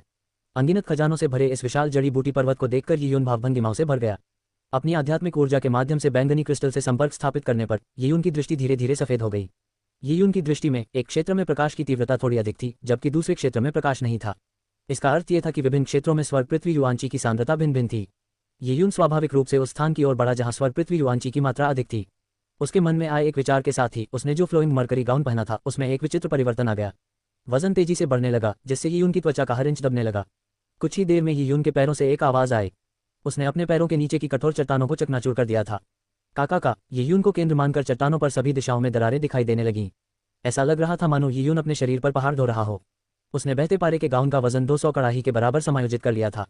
उसकी पीठ थोड़ी झुकी हुई थी, जिससे वह एक मजबूत और शक्तिशाली चीते की तरह दिख रहा था, जो किसी भी क्षण हमला करने के लिए तैयार हो। यियुन मेढक की तरह कूदते हुए 350 कड़ाही सहन कर सकता था, लेकिन जड़ी बूटियों के पहाड़ पर चढ़ना मेढक की तरह कूदने से कहीं अधिक कठिन था। यदि वह 350 कड़ाही सहन करने का प्रयास करता तो उसकी सारी शक्ति शीघ्र ही समाप्त हो जाती। यियुन न केवल जड़ी बूटियां चुनना चाहता था, बल्कि वह इस अवसर का उपयोग अपने शरीर की ताकत को बढ़ाने के लिए भी करना चाहता था, जिससे वह लगातार अपनी अधिकतम सीमा तक विकसित हो सके। समय अत्यंत महत्वपूर्ण था। ताया दिव्य नगरी में कड़ी प्रतिस्पर्धा के कारण यियुन को अभ्यास के लिए हर पल का सदुपयोग करना पड़ता था। यहाँ तक कि जड़ी बूटियां चुनना भी अभ्यास का एक दुर्लभ अवसर था। यियुन ने बहुत कम समय में क्लाउड वाइल्डनेस में असाधारण उपलब्धि हासिल कर ली। एक साधारण युवक से धीरे धीरे आगे बढ़ते हुए वह इस मुकाम तक पहुंचा। इसे चमत्कार कहना भी कम होगा। इसका असली कारण यियुन के पास मौजूद बैंगनी क्रिस्टल था। उसी को आधार बनाकर यियुन ने कड़ी मेहनत की और समय का सदुपयोग करते हुए साधना के हर अवसर का लाभ उठाया। 200 कड़ाही के भार वाले बहते पारे के गाउन को पहनकर इतनी ऊंची पर्वत चोटी पर चढ़ना चुनौतीपूर्ण था। आखिर उस जड़ी बूटी के पहाड़ में कोई विशेष टाइलें तो थी ही नहीं। 200 कड़ाही का भार ही इन चट्टानों को चूर चूर करने के लिए काफी था। एक गहरी सांस लेने के बाद यियुन ने अपनी ऊर्जा को अपने दांतियान में समाहित कर लिया और उसके शरीर की सभी हड्डियां चटकने लगीं। बैंगनी रक्त के प्रारंभिक चरणों की चरम ऊर्जा प्रज्वलित होने लगी। शरीर में बहते खून के सहारे यियुन पहाड़ों में दौड़ते हुए एक ताकतवर चीते की तरह थी। ताया दिव्य शहर का जड़ी बूटी पर्वत अपने असीमित खजानों के साथ यियुन की खोज की प्रतीक्षा कर रहा था। यियुन उम्मीद और उत्सुकता से भरा हुआ था। मार्शल आर्ट का जो रास्ता यियुन का था वह एक रोमांचक नए अध्याय की ओर खुल गया था। अध्याय 177 उल्कापिंड। घास। दिव्य वन्यभूमि के अंतहीन ताया हर पर्वत में एक छोटी सी आकृति पहाड़ों पर चढ़ रही थी और कूद रही थी। बहते पारे के गाउन के 200 कड़ाही के वजन के साथ यियुन को हर कदम सावधानी से उठाना पड़ता था। वह कीचड़ पर कदम नहीं रख सकता था और उसे चट्टानों पर ही कदम रखना पड़ता था, अन्यथा उसका पूरा पैर जमीन में धंस जाता। दिव्य वन्यभूमि के पहाड़ों में बहुत सी चट्टानें थीं और उनकी कठोरता यियुन के वजन को सहन करने के लिए पर्याप्त थी। एक चट्टान पर पैर रखने के बाद जब यियुन दूसरा कदम उठाने ही वाला था, तभी वह विशाल हरी चट्टान जिस पर उसने अपना भार टिका रखा था अचानक पलट गई। ऐसा लगा मानो वह यियुन के भारी वजन को सहन नहीं कर पाए और मिट्टी से उखड़ गई। घटनाक्रम के इस अचानक मोड़ ने यियुन को चौंका दिया। चट्टान के पलटने से उसका पूरा शरीर नीचे गिर गया। बहते हुए पारे के गाउन में 200 कड़ाही के बराबर वजन होने के कारण यदि उसने समय रहते वजन नहीं बदला तो गिरना कोई हंसी की बात नहीं होगी। अगर यियुन किसी सामान्य चट्टान पर गिरता तो वह चट्टान टूटकर बिखर जाती और साथ ही उसे चोट भी लग जाती। ये देखकर कि वह एक बड़ी चट्टान पर गिरने ही वाला था, यियुन ने फिर भी बहते हुए पारे के गाउन का वजन नहीं बदला। इसके बजाय उसने हवा में अपने शरीर को घुमाया और अपनी पीठ से अपनी हजार सेना की कृपाण निकाल ली। मानव कद के बराबर लंबी हजार सेना की तलवार चट्टान की दीवार को टोफू की तरह चीरती हुई निकल गई। इस बल का उपयोग करते हुए यियुन ने अपने शरीर को घुमाया और हवा में कलाबाजी करते हुए वापस उछल गया। इस बैकफ्लिप की ताकत से यियुन का शरीर, जो पीठ के बल जमीन पर गिरने ही वाला था, किसी तरह एक तरफ झुक गया। वह एक चंचल बंदर की तरह था। 3 मीटर की दूरी तय करने और एक चट्टान पर पैर की उंगलियों को टिकाने के बाद यीयुन ने अपना संतुलन वापस पा लिया। लेकिन उसकी पैर की उंगलियों के मात्र स्पर्श ने ही चट्टान को चूर चूर कर दिया था। परिणामस्वरूप यीयुन को अंततः इतनी शक्ति मिल गई कि वह एक चट्टान के ऊपर मजबूती से उतर सका। उसके द्वारा किए गए सभी करतब सूक्ष्मता की बड़ी सफलता की दहलीज तक पहुंचने का परिणाम थे। अन्यथा वह केवल बड़ी चट्टान से गिरते समय बहते हुए पारे के गाउन का वजन कम कर सकता था। 200 कड़ाही के वजन के साथ पहाड़ पर चढ़ना मुश्किल था, क्योंकि वह गलती से उन चट्टानों को कुचल सकता था जिन पर वह चल रहा था। यीयुन लगातार प्रयास और प्रयोग कर रहा था। इन सभी प्रयासों के फलस्वरूप उसने धीरे धीरे अपनी शक्ति पर अधिक से अधिक सटीक नियंत्रण प्राप्त कर लिया। शक्ति का प्रत्येक अंश आवश्यकता से अधिक या कम नहीं था। ऐसा लग रहा था मानो वह तलवार की नोक पर नाच रहा हो। बैंग बैंग बैंग, यीयुन कदम दर कदम पहाड़ पर चढ़ती गई। हर कदम तेज और सावधानी भरा था। वह जिस भी जगह से गुजरता वह किसी दैत्य के पदचिह्नों जैसी लगती थी। जहां भी वह अपने पैर रखता वहां एक बड़ा गड्ढा बन जाता था। जब भी यीयुन का सामना चट्टानों पर कदम रखने जैसी किसी स्थिति से होता तो वह सुरक्षित रूप से बाहर निकलने के लिए अपने चलने फिरने के कौशल का उपयोग करता। ओह, यीयुन को अचानक एहसास हुआ कि 100 मीटर दूर एक पेड़ के पास एक टिमटिमाती रोशनी है। ये तारों की रोशनी जैसी थी। यीयुन के शरीर के भीतर स्थित बैंगनी क्रिस्टल में हल्की सी स्पंदन शुरू हो गई, जिससे यीयुन का ध्यान प्रकाश के अस्तित्व की ओर आकर्षित हुआ। यीयुन की साधना का स्तर बढ़ने के साथ साथ उसकी आध्यात्मिक ऊर्जा भी बढ़ती जा रही थी, जिससे वह चीजों को और भी बारीकी से महसूस कर पा रहा था। यीयुन 100 मीटर के दायरे में मौजूद ऊर्जा के हर कण को महसूस कर सकता था। और अगर आसपास शुद्ध ऊर्जा से भरपूर कोई आदिम प्रजाति होती, चाहे वह 10 मील दूर ही क्यों न होती, यीयुन उसे महसूस कर लेता। ऊर्जा के सीलबंद होने पर भी यीयुन की अनुभूति पर कोई असर नहीं पड़ता। बेशक सीलबंद ऊर्जा को महसूस कर पाना एक बात थी और उसे अवशोषित कर लेना बिल्कुल अलग बात। ये वह अद्भुत कल्पना थी जो पर्पल क्रिस्टल ने यीयुन को दी थी, एक ऐसी दुनिया जिसमें ऊर्जा ही मूलभूत तत्व हो। बैंगनी क्रिस्टल के मार्गदर्शन में यीयुन ने आसानी से ऊर्जा के स्रोत का पता लगा लिया। झाड़ियों को हटाते हुए यीयुन को एक पेड़ के तने की दरारों के बीच एक मुट्ठी के आकार का फूल मिला। Void star flower. फूल के रंगों और पंखुड़ियों की गति को देखकर यीयुन ने फूल की पहचान की। जब वह ताया दिव्य नगरी आया तो उसने दिव्य वन्यभूमि नामक पुस्तक पढ़ी थी, जिसमें शून्य तारा फूल के बारे में विवरण था। ये फूल स्वर्ग पृथ्वी की ऊर्जा और वर्षा को अवशोषित करके बढ़ता है। यह एक साधारण बड़े पेड़ पर परजीवी की तरह जड़ जमाए रहता है, लेकिन ये पेड़ वास्तव में वॉर्ड स्टार फ्लावर की जड़ों से अलग नहीं था। वॉर्ड स्टार फ्लावर को हटा देने पर पेड़ धीरे धीरे सूख जाता था। दिव्य वन्यभूमि में हर तरह के खजाने मौजूद थे, जिनमें छिपने और खुद को बचाने की क्षमता थी, अन्यथा वे आसानी से निर्जन जानवरों द्वारा खा लिए जाते या मनुष्यों द्वारा छीन लिए जाते। वॉइड स्टार फ्लावर एक उच्च श्रेणी की पीले रंग की जड़ी बूटी थी और इसे लगभग 3 ड्रैगन स्केल रून्स के बदले में प्राप्त किया जा सकता था। इतनी दूर आने के बाद मुझे बस यह उच्च श्रेणी का पीले रंग का शून्य तारा फूल मिला है। अगर ये दिव्य नगरी के दूसरे साधक होते तो बैंगनी क्रिस्टल के बिना वे घास और पत्थरों में से ही जड़ी बूटियां ढूंढ पाते। जड़ी बूटियां चुनने में उनकी दक्षता बहुत कम होती। एक दिन में 1 दर्जन पीले रंग की जड़ी बूटियां ढूंढना वाकई अद्भुत होता। अगर किस्मत अच्छी रही तो 1 या 2 रहस्यमयी जड़ी बूटियां मिलना भी बड़ी उपलब्धि होती। पीले रंग की निम्न श्रेणी की जड़ी बूटियों के बदले केवल 2 ड्रैगन स्केल रून्स ही मिल सकते हैं। रहस्यमय श्रेणी की जड़ी बूटियों से कुछ अधिक मिल सकते हैं, लेकिन लगभग 10 ड्रैगन स्केल रून्स ही। इस हिसाब से जड़ी बूटी चुनने वाला एक किसान एक दिन में ज्यादा से ज्यादा 40-50 ड्रैगन स्केल रून्स ही प्राप्त कर सकता है। लेकिन जड़ी बूटी चुनने का काम चुनने पर प्रतिदिन कम से कम 25 ड्रैगन स्केल रून्स जड़ी बूटियां जमा करनी पड़ती हैं। ये पहली बात तो दिव्य नगरी के लिए संसाधन जुटाने का एक तरीका था, और दूसरी बात लोगों को आलसी होने से रोकने का। 25 ड्रैगन स्केल रून्स कम हो जाने पर और भी कम राशि बचेगी, इसलिए इसमें कोई आश्चर्य नहीं कि लोग जड़ी बूटियां चुनने से कतराते थे। ये वास्तव में एक एकाकी, उबाऊ और गतिहीन काम था। वॉइड स्टार फ्लावर तोड़ने के बाद वह आगे बढ़ा। मलबे और फिसलन भरे कंकड़ों पर जानबूझकर कदम रखते हुए यीयुन अपनी चलने की क्षमता और शक्ति नियंत्रण का परीक्षण करता रहा। इससे स्वाभाविक रूप से यीयुन की गति धीमी हो गई। एक सामान्य जड़ी बूटी संग्राहक जड़ी बूटी पर्वत पर पहुंचते ही जड़ी बूटियों की खोज शुरू कर देता है। उसके पास किसी और चीज की परवाह करने का समय नहीं होता। यदि वह 25 ड्रैगन स्केल रून्स नहीं दे पाता तो उसके ड्रैगन स्केल रून्स का मूल्य ऋणात्मक हो जाता। लगातार 2 दिनों तक नकारात्मक ड्रैगन स्केल रून प्राप्त होने पर दिव्य शहर मुफ्त आवास के विशेषाधिकार को रद्द कर देगा, जिससे व्यक्ति को सड़कों पर सोना पड़ेगा। एक योद्धा के लिए सड़कों पर सोना कोई बड़ी बात नहीं थी, और वास्तव में यह कोई सजा भी नहीं थी, लेकिन ये बेहद शर्मनाक होता। जो लोग ताया दिव्य नगर में आ सके वे सभी स्वाभिमानी लोग थे, लेकिन अगर वे दिव्य नगर के मुफ्त आवासों में रहने के अयोग्य हो गए और सड़कों पर सोने को मजबूर हो गए तो ये खबर उनके परिवार में पहुंचकर उनका बहुत उपहास उड़ाएगी। ऐसे में उनके लिए आत्महत्या करना ही बेहतर होगा। इसलिए जड़ी बूटी चुनने आए लोग काम से जी चुराने की हिम्मत नहीं करते थे। लेकिन यीयुन धीरे धीरे जड़ी बूटी के पहाड़ में आगे बढ़ा। ज्यादातर समय वह अपने चलने फिरने के कौशल का अभ्यास कर रहा था।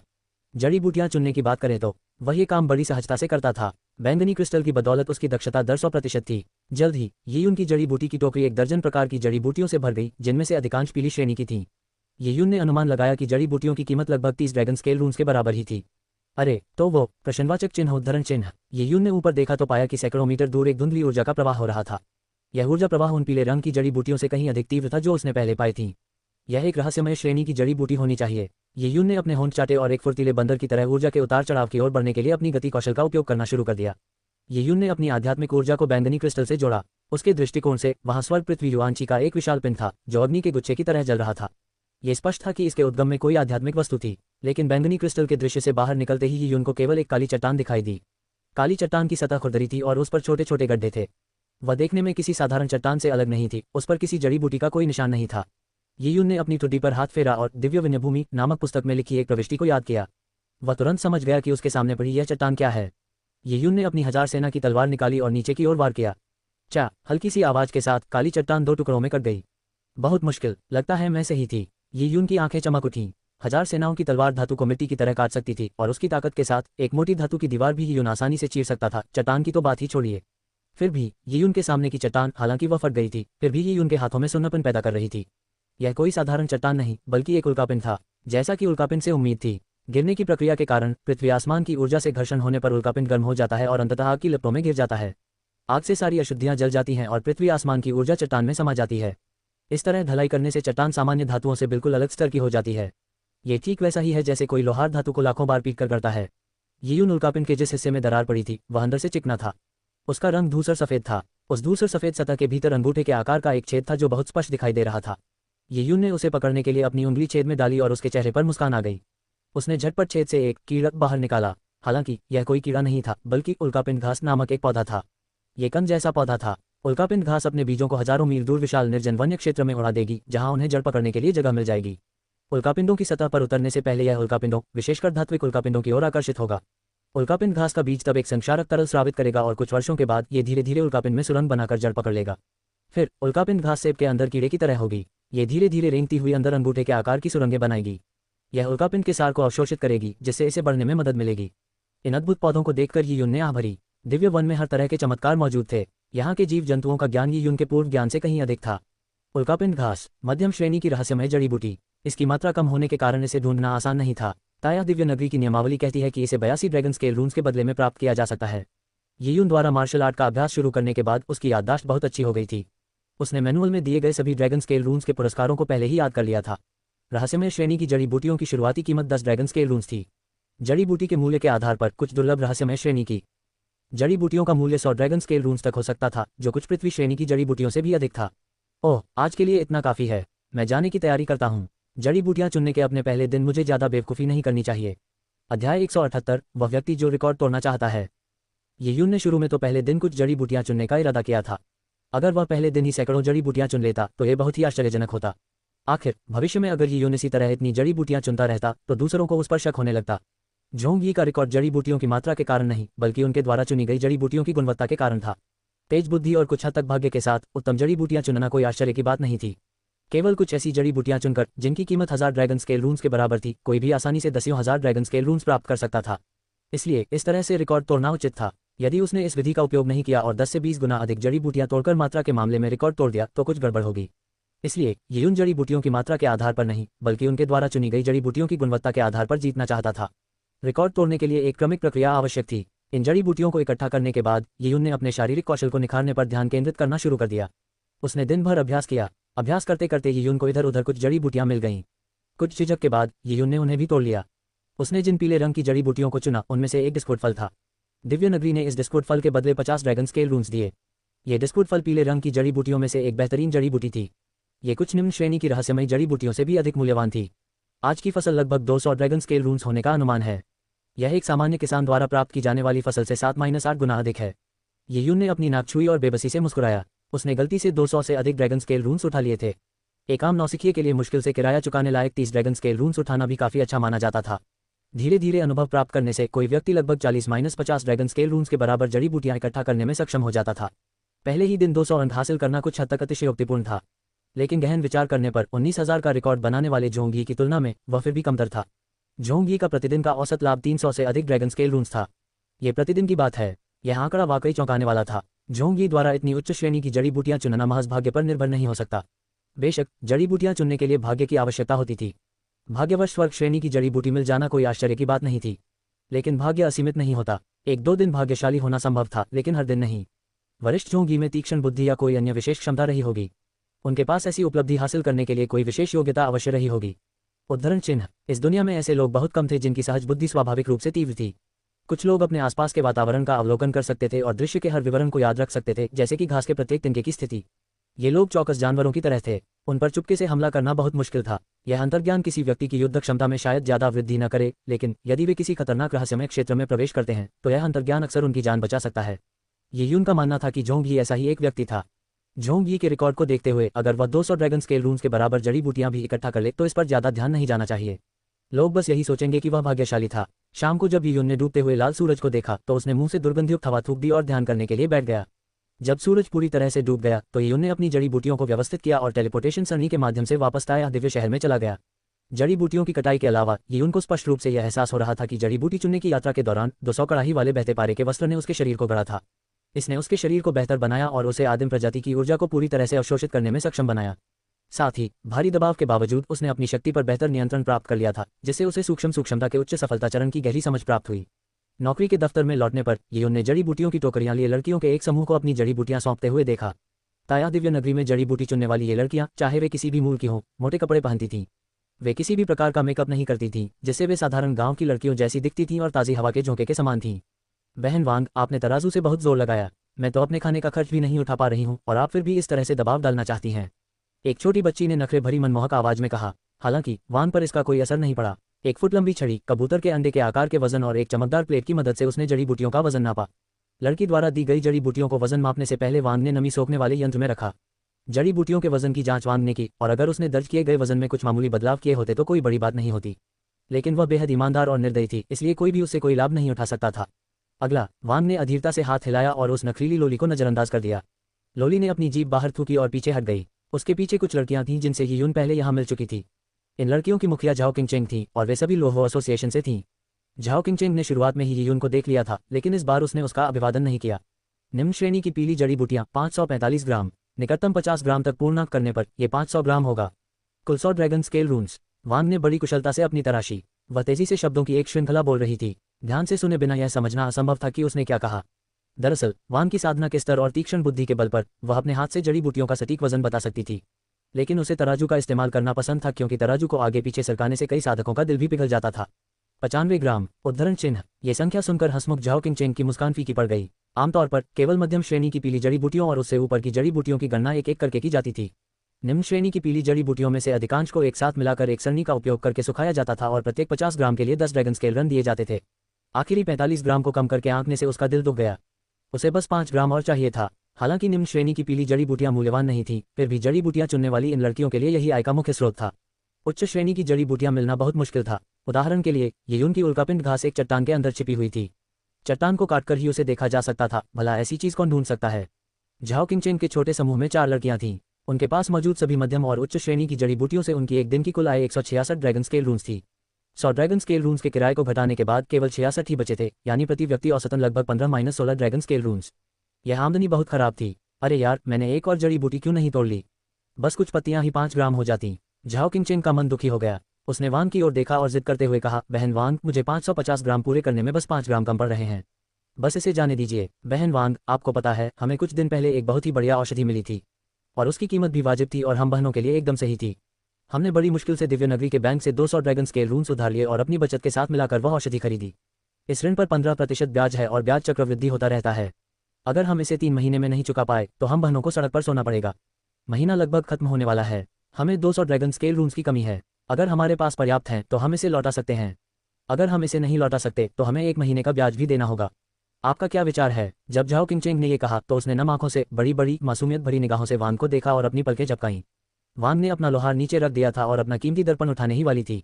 झाओ किंगचेंग की इतनी बातें सुनकर उसने सिर तक नहीं उठाया। उसने अपने बाल संवारे और थोड़ी देर बाद ठंडे स्वर में बोली, तुम्हारी इन सब बकवास बातों का मुझसे क्या लेना देना है। झाओ किंगचेंग की मुस्कान जम गई। उसने विनम्रता से मुस्कुराते हुए कहा, बहन वांग का दर्पण कितना सुंदर है।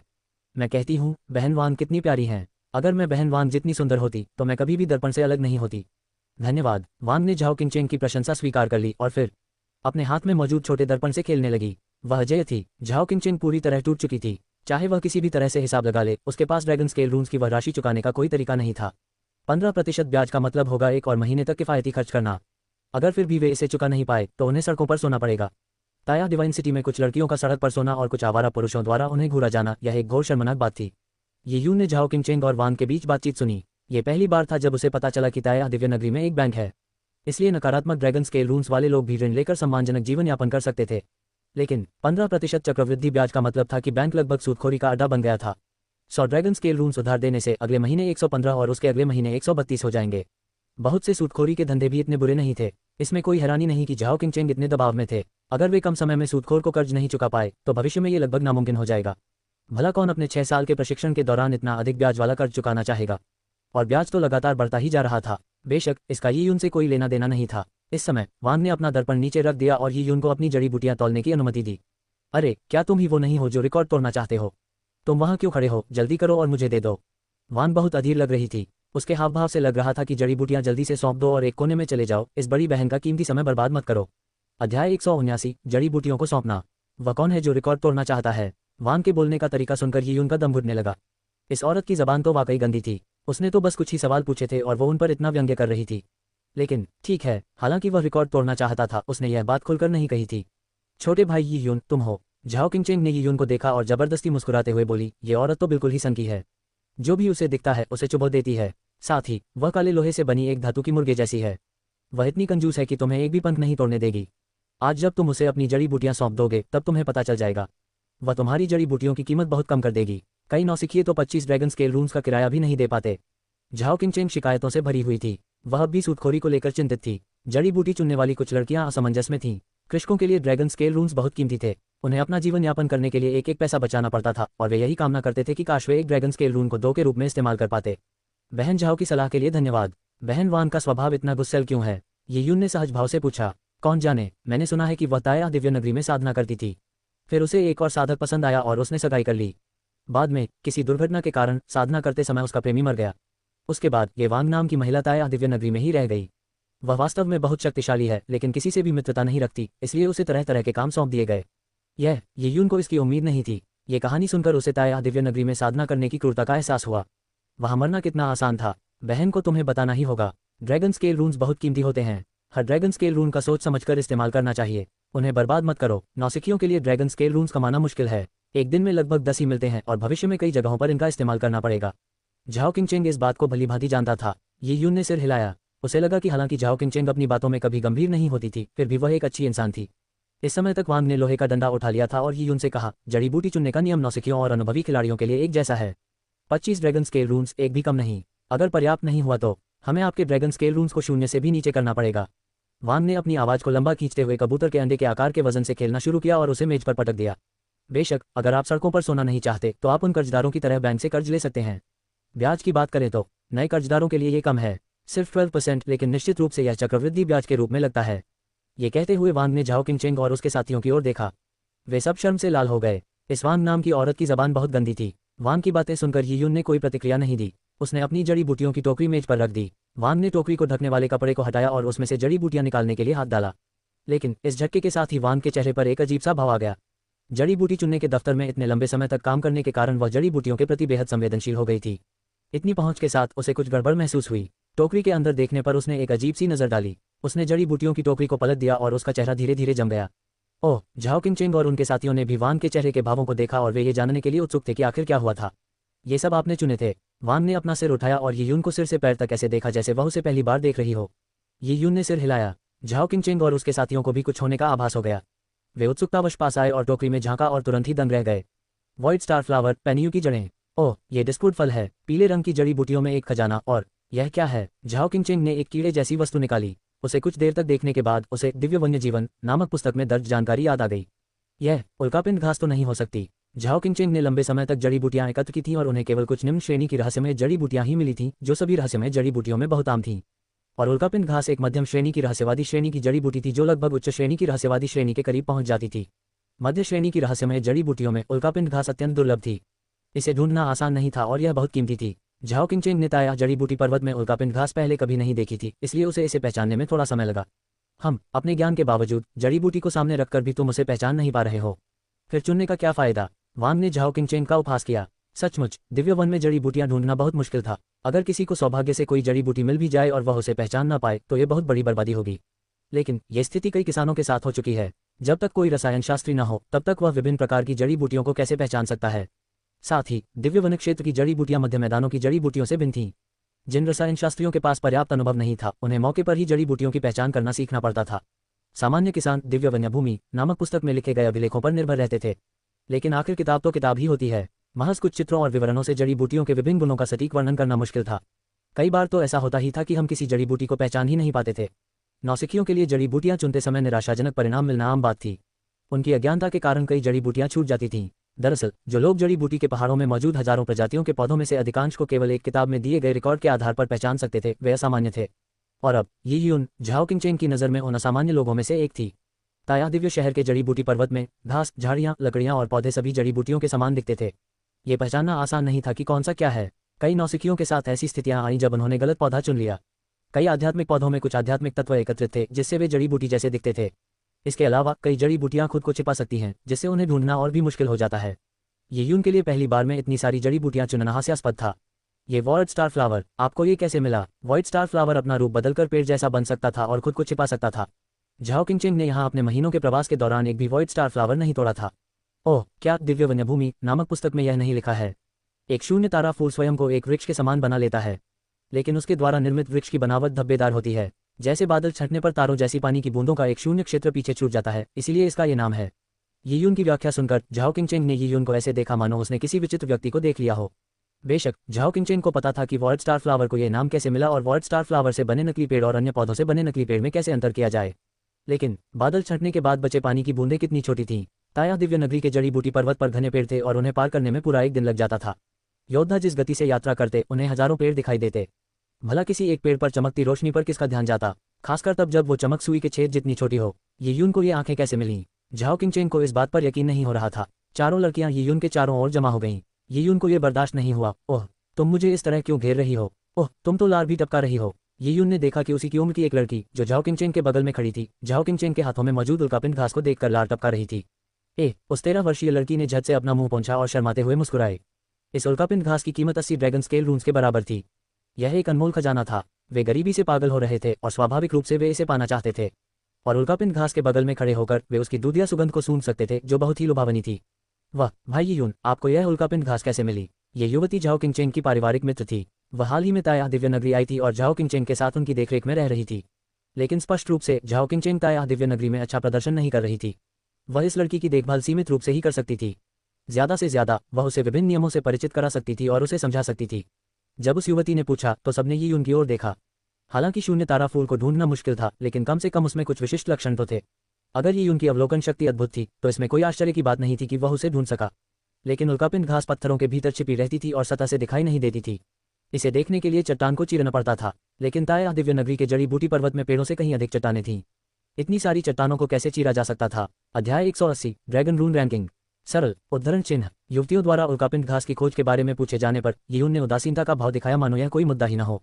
बेशक मैं हर चट्टान को काटकर नहीं खोल सकता, लेकिन उल्कापिंडों के अंदर उल्कापिंड घास पाई जाती है। मैं उल्कापिंडों को अच्छी तरह जानता हूँ। ताया दिव्य नगरी के जड़ी बूटी पर्वत में भले ही कई चट्टानें हो, लेकिन उल्कापिंड बहुत कम हैं। मैंने हर उल्कापिंड को खोलकर देखा। क्या आप जानती हैं कि उल्कापिंड क्या होते हैं? युवतियों ने फिर पूछा। उन्हें उल्कापिंडों के बारे में बस थोड़ी बहुत जानकारी थी और वे निश्चित नहीं थी कि यह क्या होता है, क्योंकि वे अभी छोटी थीं। यी यून ने कहा, उल्कापिंड देखने में सामान्य चट्टानों जैसे लग सकते हैं, लेकिन वास्तव में उनमें अंतर होता है। जब कोई उल्कापिंड गिरता है तो उस पर लगने वाली ऊष्मा अत्यधिक होती है। ये पृथ्वी आकाश ऊर्जा में जलकर पिघल जाता है, जिससे इसकी सतह पर एक पिघली हुई परत बन जाती है। ये चमकदार और चिकनी काली होती है, जो इसे अन्य चट्टानों से अलग बनाती है। साथ ही यह अत्यंत तीव्र गति से गिरता है, इसलिए यह पृथ्वी आकाश ऊर्जा के मार्ग को जलाता हुआ गुजरता है और ठंडा होने पर इस पर ऐसी बनावट छोड़ देता है जैसे इसे पृथ्वी आकाश ऊर्जा ने उड़ा दिया हो। हालांकि यह स्पष्ट रूप से दिखाई नहीं देता, लेकिन आप इस पवन पैटर्न को देख सकते हैं। यी यून बेतरतीब ढंग से बोलने लगा। उसने एक अटपटी कहानी गढ़ दी जो पूरी तरह स्पष्ट नहीं थी। अपने पिछले जीवन में उल्कापिंडों के बारे में उसे जो ज्ञान था और उसकी अपनी कल्पना के आधार पर यह कहानी अविश्वसनीय लग रही थी।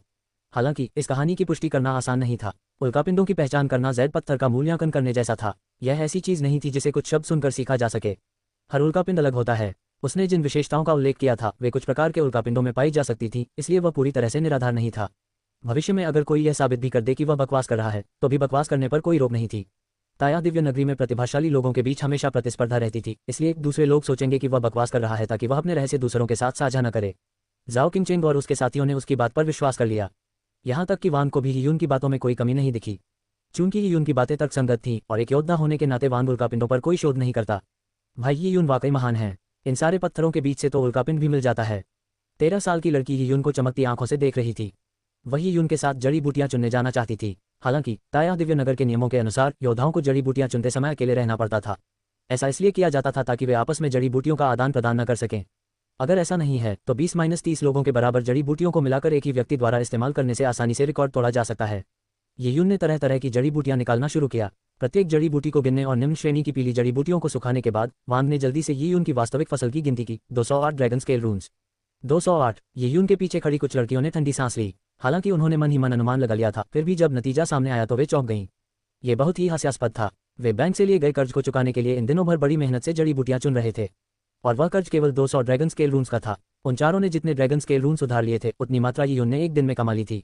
ये तुलना वाकई बेहद निराशाजनक थी। तुम्हारी किस्मत वाकई बुरी नहीं है, शायद तुम में कुछ हुनर है। ये यून की जड़ी बूटियां रखने के बाद वांग ने अपनी पतली आंखों से ये यून को परखते हुए कहा, इसमें कोई हैरानी नहीं कि तुमने रिकॉर्ड तोड़ने के बारे में इतना पूछा।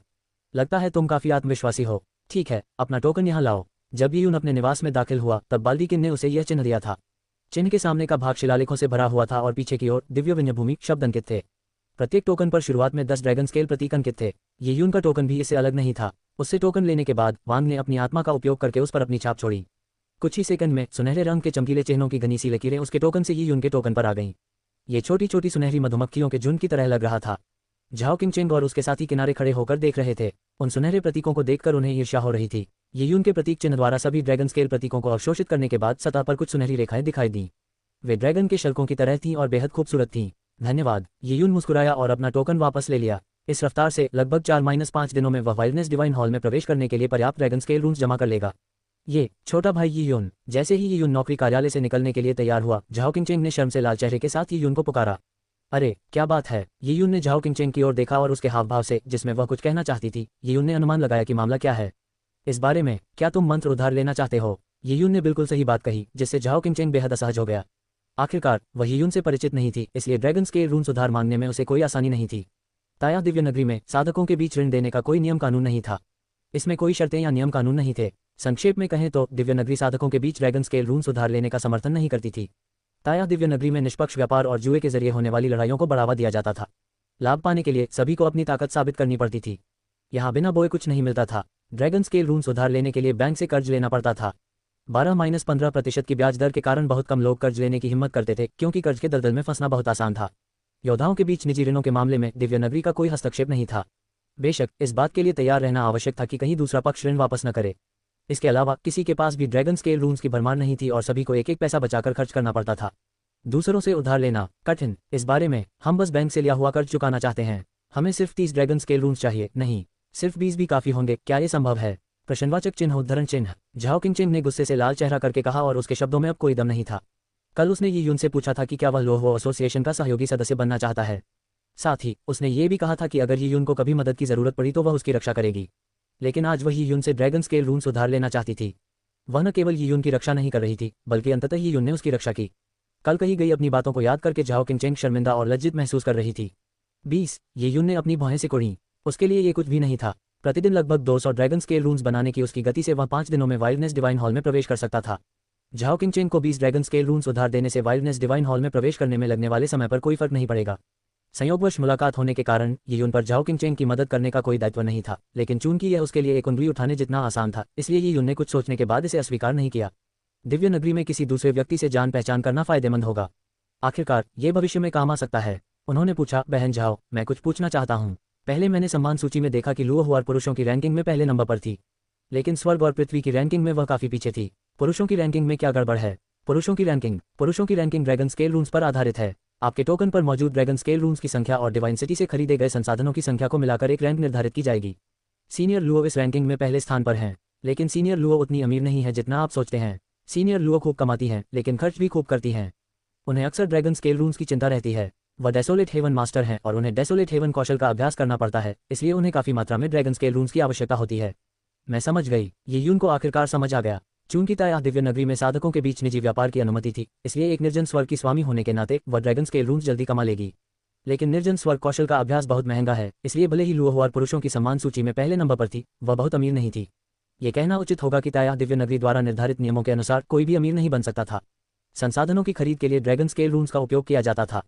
ताया दिव्य नगरी में कई ऐसे संसाधन थे जिनकी कीमत खगोलीय थी। किसी के पास कितने भी ड्रैगन स्केल रून्स हों, वे आसानी से खर्च हो सकते थे। मैं तुम्हें 20 ड्रैगन स्केल रून्स उधार दे सकता हूँ। सच में बहुत बहुत धन्यवाद। झाओ किंगचेन को सुखद आश्चर्य हुआ। इस बार ये यून ने उसकी बहुत मदद की। ये यून के ड्रैगन स्केल रून्स का इस्तेमाल महीने के ब्याज का भुगतान करने के लिए किया जा सकता था, जो कि एक समयोचित उपहार था। मैं अगले महीने की 5 तारीख को आपसे मिलूंगी, झाओ किंगचेन ने अत्यंत कृतज्ञता व्यक्त करते हुए कहा। उन्होंने ये यून के लिए एक संदेश छोड़ा जिससे भविष्य में उनका संपर्क बना रहे। ठीक है, ये यून ने सिर हिलाया। ये यून के जाने के बाद भी झाओ किंगचेन को ऐसा लग रहा था जैसे वह सपने में हो।